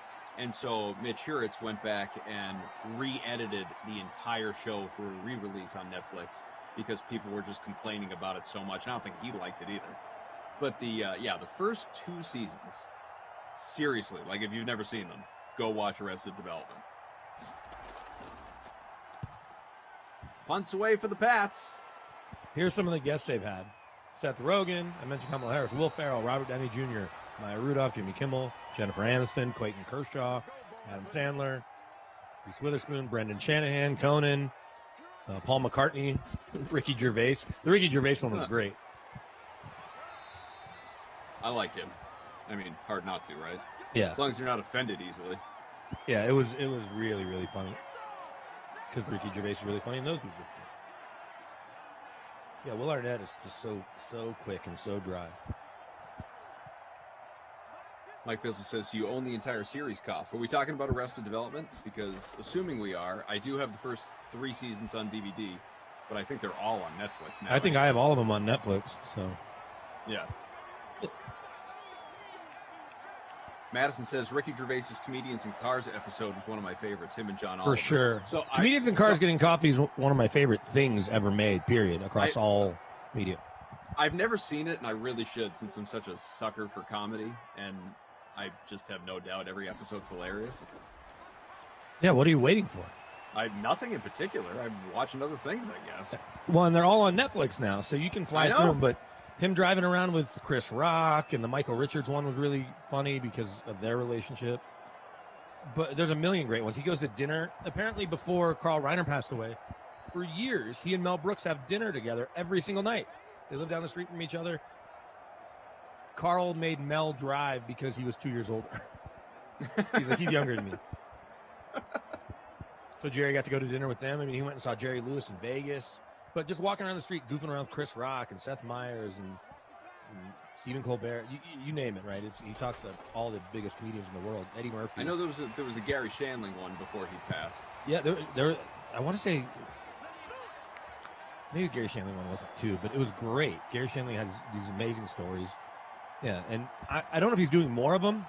Sarah Silverman one was great. It's there's probably 10 a year, and they did 5 or 7 seasons worth. Jerry's a big car nerd, so he spends a little more time talking about the car than you probably care about if you don't like cars. But there's some really cool, funny cars. The Ricky Gervais one is maybe an all-timer though. So are they all on Netflix now? Like they're all on seasons? Netflix, all 7 seasons, and they're all 20 minutes, less. Sometimes they're 16 minutes. Well, and it's probably just good background noise too. I can't imagine you need to intently watch it. No, but some of the conversations they have, you want to hear it. The one he goes to Portland to hang out with Fred Armisen while he's shooting Portlandia is amazing because Fred Armisen's pretty amazing. As Madison was agree. She was just shouting that one out actually. Our resident, I would know because I'm not on Slack. NSL super fan. That's your own fault. Get on Slack. Is it? I'm pretty sure it is. Nearing the half after our very typical 101 timeout. It's good to know that while some things change, others stay the same. Still 3-0, the Jets are leading. And this is very reminiscent of how the Patriots have played in recent memory. Smash that like button, folks. Just a few away from 200. And how do we not get to 200 even with a half day of Sims? So let's go. Darnold is going to take it himself. Oh, my goodness gracious. How do you not get the first? And he fumbled, and the Pats have it. Are they going to go all the way? Sure looks like it. Far sideline, nothing but daylight ahead. And gone. Touchdown. Holy cow. Only way to get some offense in this game, apparently. Good news if you rostered the Patriots DST, folks.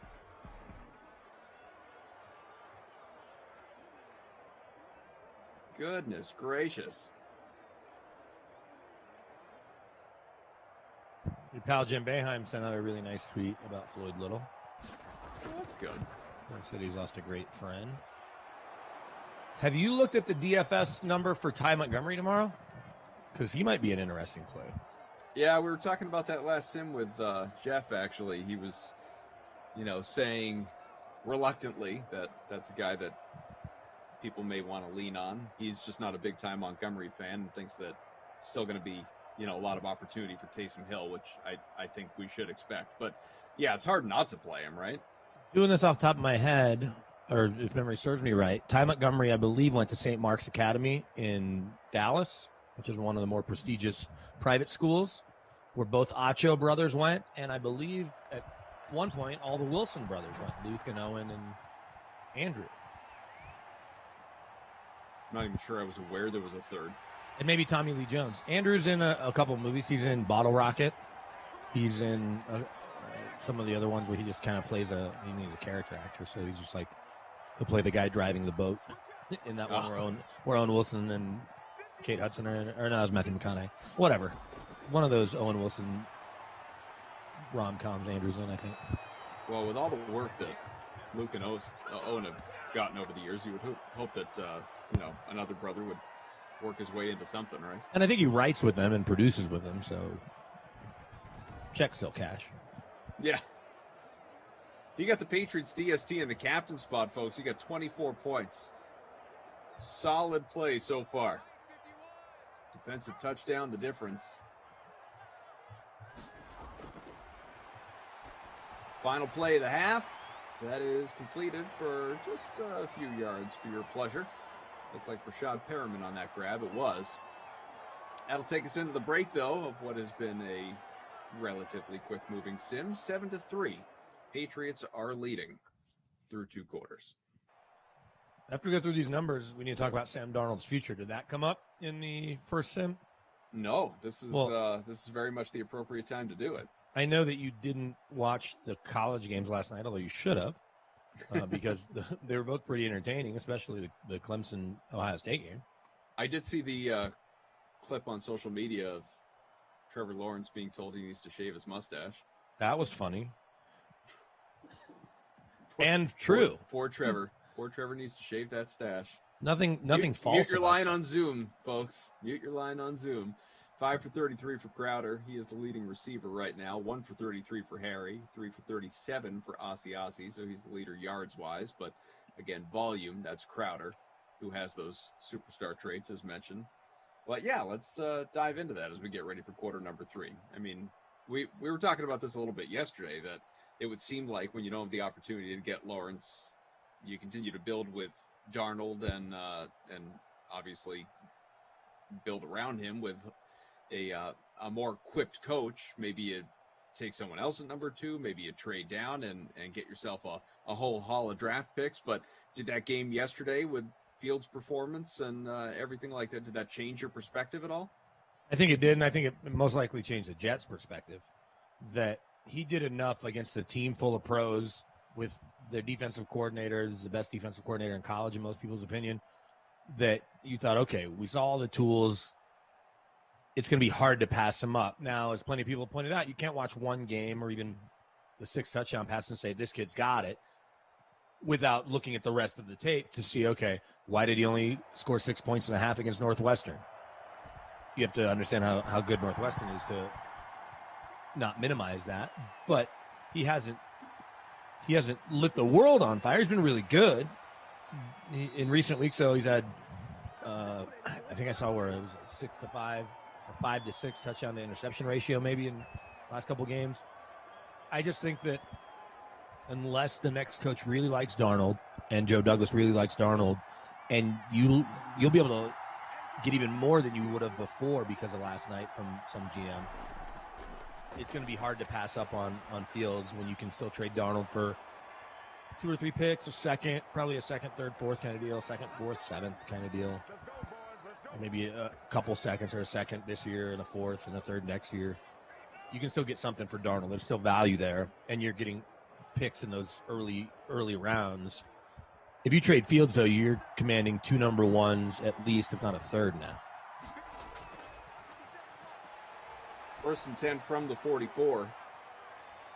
I guess I just don't know what the objective or what the internal thinking is ultimately there for New York. I don't think they do either. Is there enough confidence in Sam Darnold to, like you just noted, want to pull in enough pieces to entice you to build at other positions because you believe Darnold can be good enough, as a 3rd overall pick and a guy who has shown flashes in the NFL to help get you to that next level versus, taking a guy who's certainly done it at the basically the highest level of the college ranks, but is that the guy or not?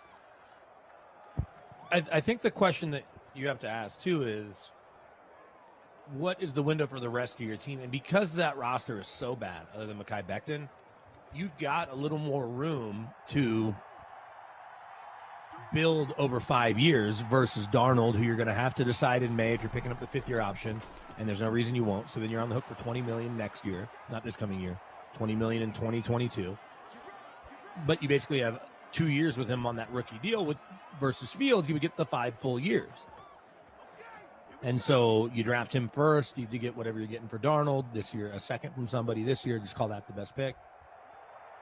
And then you're continuing to you also have Seattle's pick because of Jamal Adams in the next 2 drafts. Now Seattle's going to be right on the cusp of being a playoff team again next year, of course. So it's a pick in the high teens or low 20s at best. I just think if you believe that Fields is better than Darnold, you can't sit around and say, well, Darnold's good enough. If you think Fields is special, and I don't know what Joe Douglas's evaluation has been or what the next coach's evaluation of him has been and will be. How much do you trust in your next coach? And not obviously to coach your team, that should go without saying, but to make this decision or help influence this decision? Well, the answer needs to be a lot, right?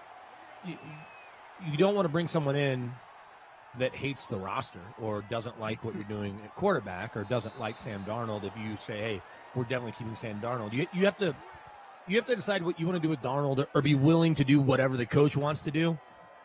Because if I'm Joe Douglas, I want this to be the last hire I make. right? At least for the next decade. That's everyone's goal. Sure. You don't want to think about hiring 2 or 3, and you don't usually get a chance to hire more than one head coach. Sometimes 2, depending on the scenario. The Johnsons, though, they aren't going to let Joe Douglas sit around for 7 years and hire 3 coaches. We got a 1st and 10 from the 22, 3 minutes gone, third quarter, and love this from Sean. Someone put some bird seed in the end zone, please. Demir Bird has not done a lot so far here in this one, that's for sure. Did we do this game the other night, or did we just had these teams separately? We had these teams separately. Yeah. Okay.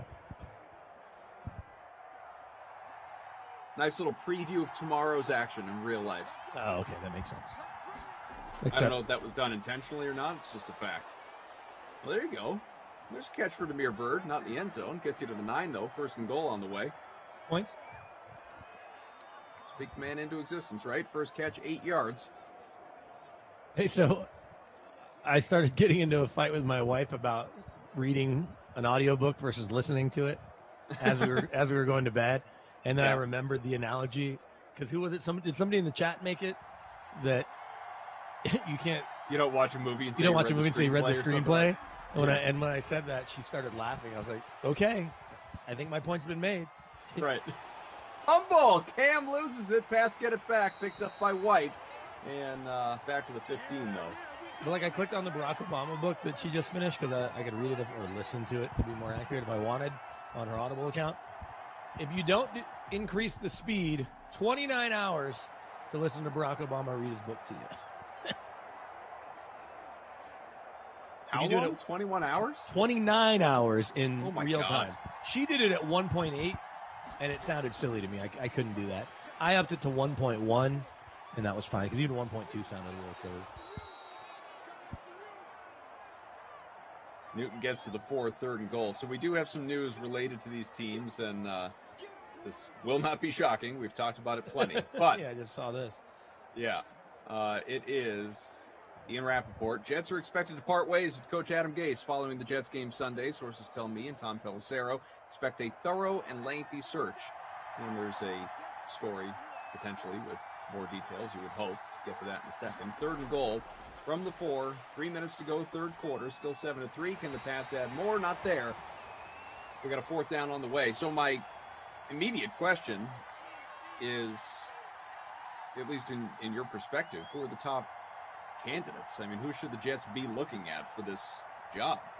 Well, the name I heard that seems most likely is, well, I shouldn't say most likely, but the number one name on their board I heard was Brian Daboll. Because you have a guy that knows everything that Bill Belichick does. Huh. Bill Belichick does in world? theory. Why did he run They out of went bounds? for it. Right. They went for it, completed it, and Just stick your arm out. Asiasi says, I don't need the end zone. They go for it on the fake, and no, just why capitalize? What in the world? Maybe virtual Bill Belichick should get fired. Who was on the throw there? Was it Stidham? 6. Maybe it was. Oh, it was Bailey. It was Jake Bailey. So the punter went for it, or kicker, or no, punter. So the punter went for it, Jake Bailey, and He's the whole. right. My goodness, look. I mean, it worked to perfection. Devin Asiasi just runs out of bounds at the 1. Oh, God. All right, well, at least we're in safety territory here. Well, not so much anymore, I guess, at the 10. How many safeties do you think in the 436 sims that you called now or whatever? Oh, good for you. How many safeties have you called? Great question. Couldn't possibly answer it. Approximate, though. Yeah. How about, I don't know, what's fair do we think, Madison? Like 1 out of every 4 games? One out of every 5 games? Dude, I have done, how many games have I done with you? I've done at least 20. All right, and 1 out of every, 1 out of, I've had 0 safeties. Mean, I feel like it's more than, if I were to say 1 out of 10, I feel like it's more than that. I really feel like I've seen a lot of safeties. What do you think, chat? How many safeties do you think that I've been around for? Maybe 1 out of 5 is overstating it, because that would be how many?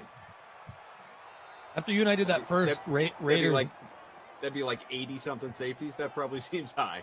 But I really, if you were to say 50 or something, that wouldn't surprise me at all. All right, this is official. Longhorns hire Coach Sarkisian. Steve Sarkisian, officially official, the head coach at Texas. I don't know what to think of that. Apparently, everybody in Tuscaloosa's loved the 2 years that he's given to them. But I don't know. It's hard to tell by how USC ended because of the drinking problem. Like, what kind of coach is he? Right. And program builder. But at Washington, he had it going pretty good. 7-3, 120 left, third quarter. Some of the people guessing 1 out of 10. Zach says 1 in 20. 1 out of 8, says Tyrone. 10 total, says Edge. That's no, not even remotely. So you and I, the very first game we did, had that Addison Niners-Raiders game. Safety on the first play of the game today. That's wild. Happened in the Super Bowl to the Broncos. Somebody won $100,000. Fond memory, I'm sure. Well, not for Broncos fans. It would lead to the highlight of my day was watching Bruno Mars and then the Red Hot Chili Peppers surprise at halftime. But the first game you and I did, Niners Raiders on whatever that was, a Friday night in August or whatever. Right. July or August. And the Niners were going to kick the field goal to go up 6 or to go up 9. I guess to go up 9. And they faked the field goal up 6. And the the holder gets tackled. And then the Raiders complete that pass to Tyrell Williams. Then the dump off to Richard, who runs it in for the game-winning touchdown. You had a memorable first night of broadcast on the Dream stream. That fake field goal, I've yet to have a fake field goal in that scenario again. We just obviously had one, and that was as silly when you look at Asiasi not extending the ball or just walking into the end zone. Nuts. We also had the first Raheem Mostert Madden 20 touchdown. Yeah. When you were with us that night. Yeah. Poor guy didn't recognize the significance of it at the time. No. He was here for it. They still haven't gotten the cat. So it was Nick Folk. That's what I thought. Nick Folk with the pass completed for 4, so not Bailey. But did they pitch it to Folk? Yeah, Bailey caught it and pitched it. I like that that's a play that's in Madden. I guess I haven't even tried to run that yet. No. Because it seems like the percentage is so low.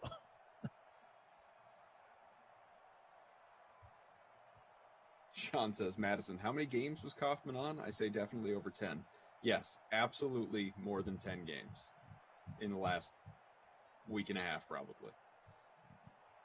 2nd and 3 from the 18 when we begin the fourth quarter. This is very low scoring. 7-3. That's it. Through 3 quarters. Wow. Woof. Jaguars are said to be looking potentially at Ryan Day when they move off on Doug Marrone, once they make that final decision. And then that's if Urban Meyer stays retired. Would they trade 1-2 and take Fields?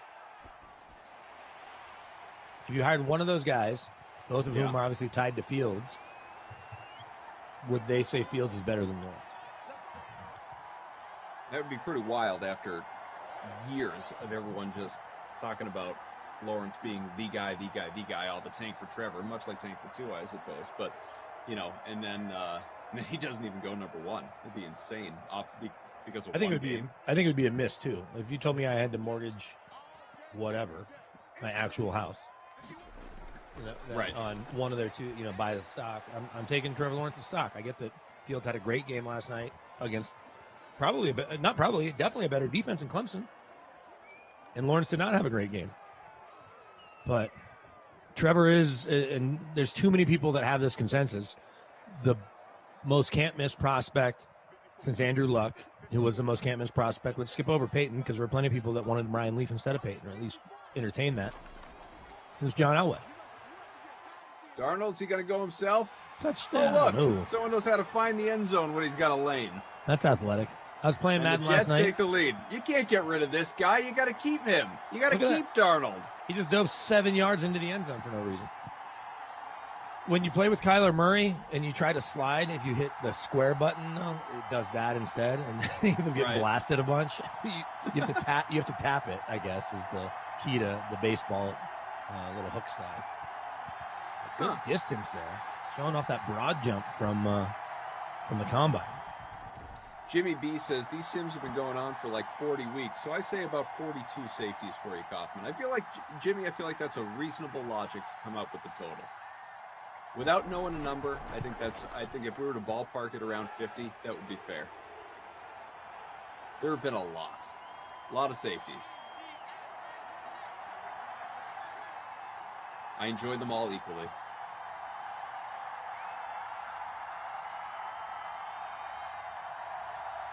So 10-7, Patriots getting the ball back. There's Griffin Murray, not Bill Belichick, as we like to call him, the head coach of the Patriots in this one. It would have been cool if they made Steve Belichick with his mullet. That would be great. What is your, it's a good question as someone who's not me, your perspective as an outsider, a non-Patriots fan, or someone who does not cover that team, of the immediate future of this club with uncertainty at the quarterback position, and obviously, let's just go under the assumption that Bill Belichick is back next year and loads of cap space, bunch of draft picks, opt-out guys returning, all that, healthy bodies, but certainly some holes on the roster, most especially at QB. Well, that's going to be the biggest issue that's going to keep them from doing anything, even with those guys coming back from opt-outs, signing a guy or two. Here's the thing. You love Boston because you're from there. And when you sign with the Patriots, unless you're Tom Brady, you don't really live in Boston. You end up living in Foxborough. So I suppose if they make a deal that knocks your socks off, if you're a free agent, I'm not talking QBs. I'm going beyond that real quickly. Yeah. You may not, if you ask any of your friends that played for the Patriots, especially if they don't play there anymore, they'll tell you, hey, you're going to win games, but you're going to be miserable in certain respects, right? That you better really love football or this isn't the place for you. And your agent should tell you that as well. So I'll be curious to see what kind of free agents they lure there. And it's not that they won't, but is it top tier guys that everybody wants, or is it guys that make sense and are good football players? That's the thing, is that Belichick not only wants good football players, of course, that goes without saying, they make a point of always having the most college graduates on their roster year in, year out, or try to, because they do things like change game plans on Saturday night before a Sunday game. Nonetheless, even with those guys back and a free agent or two and an okay draft, because I'm never going to say a great draft because I don't know if Belichick's ever had a great draft where 5 rookies have come in and played, or 4 or whatever. And so tell me who the quarterback is and I'll tell you how many games they win. The Bills aren't going anywhere. The Dolphins certainly aren't. The Jets are going to be terrible. But they're the 3rd best team right now unless the quarterback situation is significantly different. The Jets, depending, right? We're not talking about next year necessarily, but a few years from now, they could be building in the right direction. Sure. A couple of young, real key pieces to go with Darnold or. I mean, at least I guess my point is at least they might have a plan. I'm not sure the Patriots even have a plan right now. Now that seems very. It feels unfair to say and disrespectful of the guy who's guided them for the last 2 decades. But, I mean, there was no plan when Rob Gronkowski was considering retirement. And isn't the plan... Isn't that addressed. There was no real life after Tom Brady plan, once Garoppolo was out the door. Isn't that the plan, though? The plan is that Bill Belichick can adapt every year no matter what. Yeah, but I don't think that's what you want. I don't think it's what you want either. Like, doesn't Bill want to groom the next quarterback and then leave the Patriots in capable hands and not be they should have left Stidham in all year. Unless they just believe, as they clearly do, that he's not the guy. No, that's what I'm saying. If he played all year, they'd be 0-16. Well, I don't know. I don't know that he's that bad either. But I gotta believe that Belichick, for all of the adulation that is there and should be there, I'm guessing that there is a part of him as Newton gets to the 5-yard line, Newton 191, into the hands of Asiasi. I got to assume that there is a large portion of him that is tired of people saying that he wouldn't be him without Tom Brady. And obviously a lot of that goes away if you groom the next quarterback. If he would have just lost 16 games this year, he would still be considered the best coach in the history of football, and then he'd have Trevor Lawrence. That would have been the easiest way to do it. Now they might make a trade and or sign Garoppolo. Run, Cam! Run! Let's go! My God. Patriots take a lead with about 4 minutes to go. Look, there were plenty of Pats fans that were looking for that. I was predicting it on our group text. Yep. I never saw it. And I didn't think they'd only win 6 or 7 games. I thought they'd be a wild card playoff team. I thought they'd win. But then all those dudes opted out. Yeah, true. But I still thought they were I don't know, 9. That could be because you drink too many glasses of Patriots Kool-Aid? Jars? Jars by the gallon. You got to remember, the Patriots were bad for your entire life until 20 years ago. And there's a chance that they go back to that, and you're just going to have to deal with it. That's the way sports is supposed to work. You're not supposed to be good for 2 decades. Nobody else is. The Steelers have been competitive, but not champions. And so I don't care what franchise you are, the Packers, the Cowboys, the Niners, the Broncos, Raiders. You're not supposed to be good for 2 decades.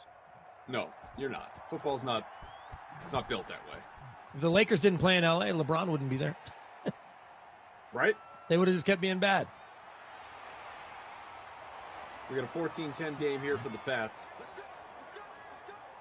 Someone suggested earlier, and this has been floated around, at least in circles of people who just like to speculate. I wouldn't say by any reputable media members or anything like that, but the idea of Pats going after Matthew Stafford. I have been talking for months about a Jimmy Garoppolo reunion. That wouldn't surprise me in the least. But yeah, I really don't know what the answer is next year, other than it sure as hell better not be Cam Newton. And I don't think anyone believes it's Jarrett Stidham, including Bill, by the way. I think that if there were even a chance that Belichick believed that Stidham was the quarterback of the future, he would have played sometime in these last few weeks, meaningful minutes when the team was still in the mix. It's not like there was anything left to see from Cam Newton that you hadn't seen already. Right. So maybe it's Brian Hoyer? I think there are plenty of people who thought as soon as the Packers drafted Jordan Love that Bill and Bob Kraft would do all they could to get Aaron Rodgers to Foxborough. Man. But sounds pretty good. At this point, you just trade Jordan Love. Cam Newton rushing touchdown for anyone who missed it and wondering who scored. Jared says, Koff, would you take Cam or Haskins? Well, I mean, choosing between the two, I wouldn't. I mean, how do you take either one? I mean, you would have to take Haskins between the two, just in hopes that, hey, there's still it's a 23-year-old with first-round talent in there, but no. You know where Haskins should go? There's a couple of places he should go. He should go somewhere that has a veteran like a Russell Wilson type, where he can just learn how to be a pro. Hightower's got it, by the way, speaking of opt-out players. Where's that?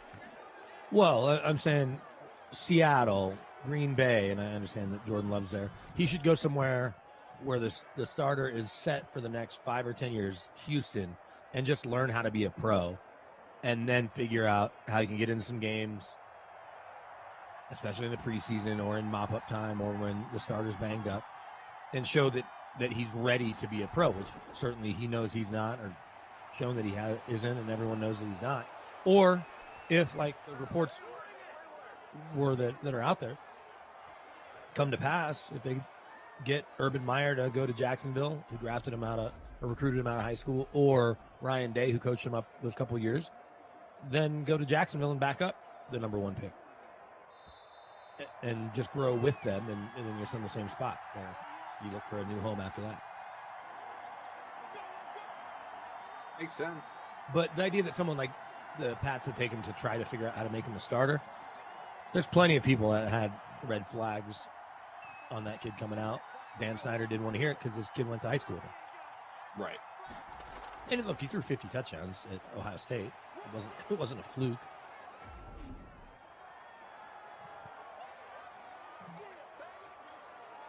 He'll find a job.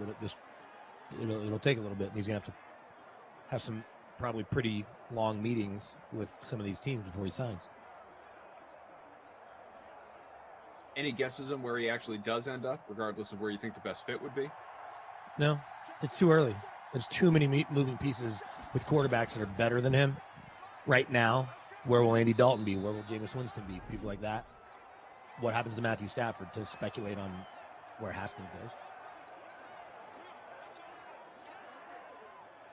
Haskins needs to take a seat next to Rosen, says Derwin on Twitch. Well, Rosen's on the Niners now.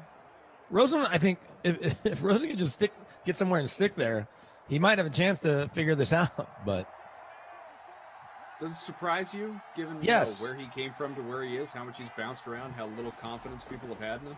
Yes, and I don't know how he carries himself. That's part of it, too.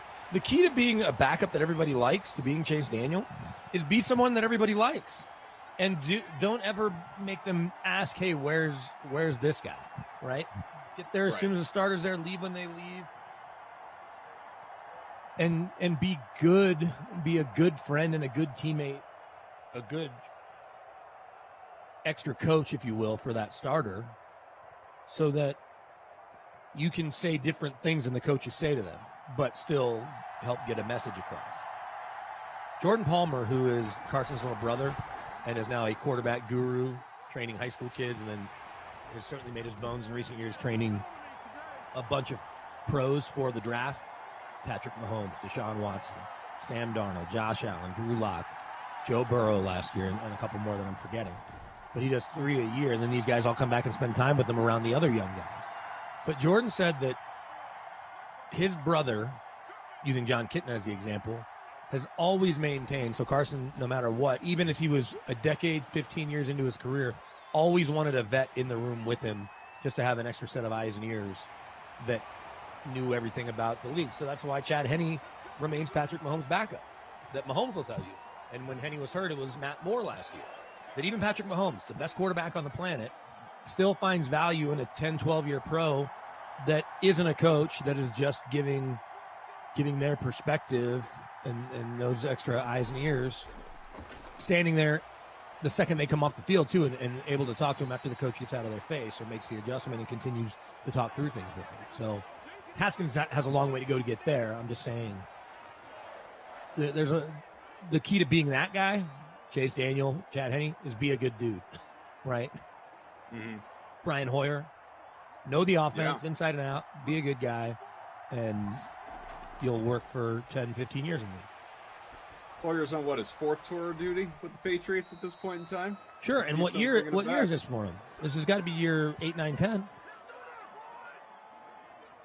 Yeah, at least. And he's not going anywhere. He's going to have a job like that for the next 5 years. 2nd and 10, final 30 seconds. The clock counting down. Jets do have an opportunity here, though. They are at the 24 with one timeout to work with. Darnold looking left, looking right, scrambling off to his right now. He's got a lane. Is he going to slide for first? Going himself, taking a hard hit. Keeps the ball, and a timeout as he reaches the 8. Jets are going to have an opportunity to steal this one at virtual MetLife Stadium.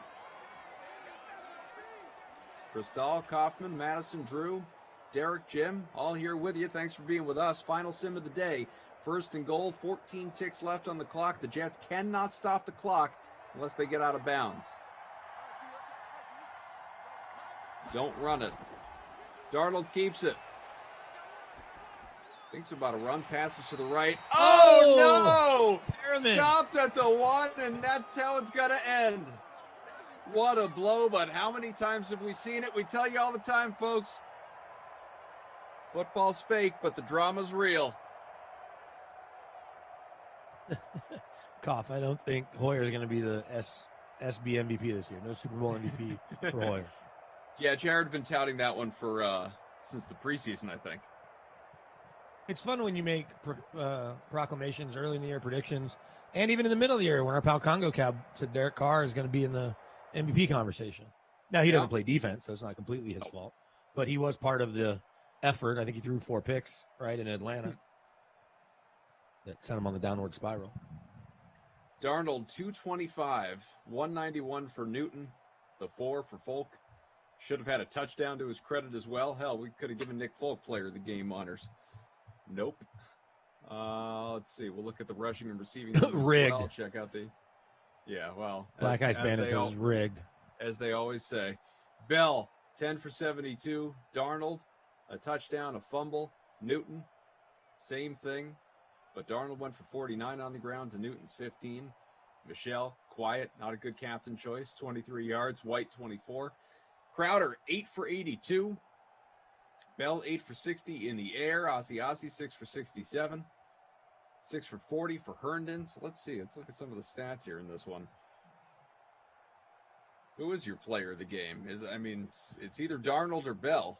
It was going to be Folk, but Probably Darnold, right? yeah, he has the most points, but was he the most owned? I always like finding value, somebody that's. No, he was. Bell would have been. He's 21 points and about 82% owned. I'm looking in the, our smaller Belichick Bowl free roll here, but Darnold about 48% owned and got you 19 points. Yeah, so that to me is better. Well, Darnold costs more though. Or they cost about the same. Cost about the same. Darnold, marginally more. Okay, the 2 more points, that's enough, and the 48% owned. Yeah, congratulations, Sam Darnold. In a loss, you've earned player of the game. Who's the dud? Is the Babysitter Billy Not My Kid award maybe Sony Michel in this one? Well, you captained him. Let's see. And I was going to captain him. Let's just look here. Ossie wasn't bad. Cam was N'Keal Harry was not good. Edelman only had 4 points. He was $9,600. Okay, we'll give it to Jules. Yeah, why not? Someone He asked hasn't Belichick earned much lately. Someone asked Belichick about his future. He says too early to talk about his future. You didn't want something concrete out of Bill, did you? Well, I don't know. What's his contract status? I honestly don't even know. I'd have to look it up. If he were to hit the street, you got to think TB12 wants him, even though they have Miller, Antonio Brown, and those 2 studs on the outside, and Gronk. He'd want Julian in Tampa. You know where he should go if Tampa just doesn't have a spot for him. If I'm Aaron Rodgers, I'm on the phone to him and say, hey, man, a couple Northern California kids. I know Green Bay's not awesome. You can come hang out at my house. We'll make the most of it. We'll get on private jets at every chance we get to shoot down to Chicago or somewhere fun. And I'll throw you the ball 100 times a year. Yeah, you'll have 150 catches next year. Yeah, exactly. Alana says there are no Sims later tonight because the Dream Stream has to work a double at the Krusty Kaufman. Very fair, very accurate. So there are no Sims tomorrow, which I think everybody knows by now. This is the last Sunday of the NFL's regular season, folks. Important to note that. We'll have the Sweat coming at you at 11 o'clock. Emerson Lazio will be there, perhaps Jesse as well. I'm not sure. Reed T. Fowler and Geoff Ulrich with you for Leaderboard Live for the 1 o'clock games. I'll be with Kenny Ducey for the 4 o'clock action. And then 8 o'clock, a little Sunday night football with Washington trying to clinch its playoff spot. Brendan Glansheen and Matt LaMarca will have you for that one. And then it's back into Sims on Monday. And because there's no Monday night football, 6 simulations starting at noon Eastern with the Nooner all the way up through Madden After Dark, which will take you till almost midnight, of course, Eastern time. I'll be with you for the noon and the prime time, 8 o'clock. BK and I will be together for the 8 o'clock. So you will you'll get this duo again, folks. But yeah, it should be fun. Schedule of games is not quite out yet, so I can't give you that, but that's okay. You're not worried about it. You got plenty of real life stuff to concern yourselves with tomorrow. Any big plans for the final Sunday of the football season, or just typical? I'm going to go cover the Broncos at the Raiders. Naturally. I will get down there earlier. Oh, no. Wait, the Cowboys are in the early window, right? I think I'll get down there earlier to watch Cowboys. Can you double check that? Well, because the Washington game matters as much as the Cowboys game. But, yeah, I'll be down there normally I get there right around noon, so 2 o'clock Eastern, and watch the second half of those games after I do my pregame hit stuff. But, no, I'll get down there early to watch the Cowboys is my plan. If they're the early game, which I think they are. Congrats to Chris Huey, 5, who is pacing for the victory if all has been completed. If not, manual scoring, remember, but should be done pretty quickly if it's not. Looking for the victory in the Belichick Bowl free roll with 94 and a quarter points. You got Herndon, Newton, Bell, Crowder, Ozzy, and the Pats DST. So you know what? That was we've already done it, so it doesn't matter. But the Pats DST, 15 points, 6% owned. That probably should have been our player of the game. Can we change it? Yeah, we can change it. Sure. What the hell? It's not set in stone. No, it's true. We're not. We haven't ordered any awards for engraving yet. We can. Sure. We could probably make the quick change. All right, we're going to go, though. Let everyone enjoy the rest of their Saturday evenings. Get you ready for some real-life football tomorrow. We want to thank Madison, giving her that one last little bit of work, obviously, before we do get out of here, changing the spreadsheet. Drew, our technical director, our great Game Ops crew. We had Jim and Derek, and, of course, for BK, for Jeff earlier, and everyone else who's been part of this over the course of the day. I'm Adam Kaufman. Thanks for joining us. Enjoy the rest of the evening. Watch a little Cobra Kai, folks, and then real-life football tomorrow. Week 17. We made it.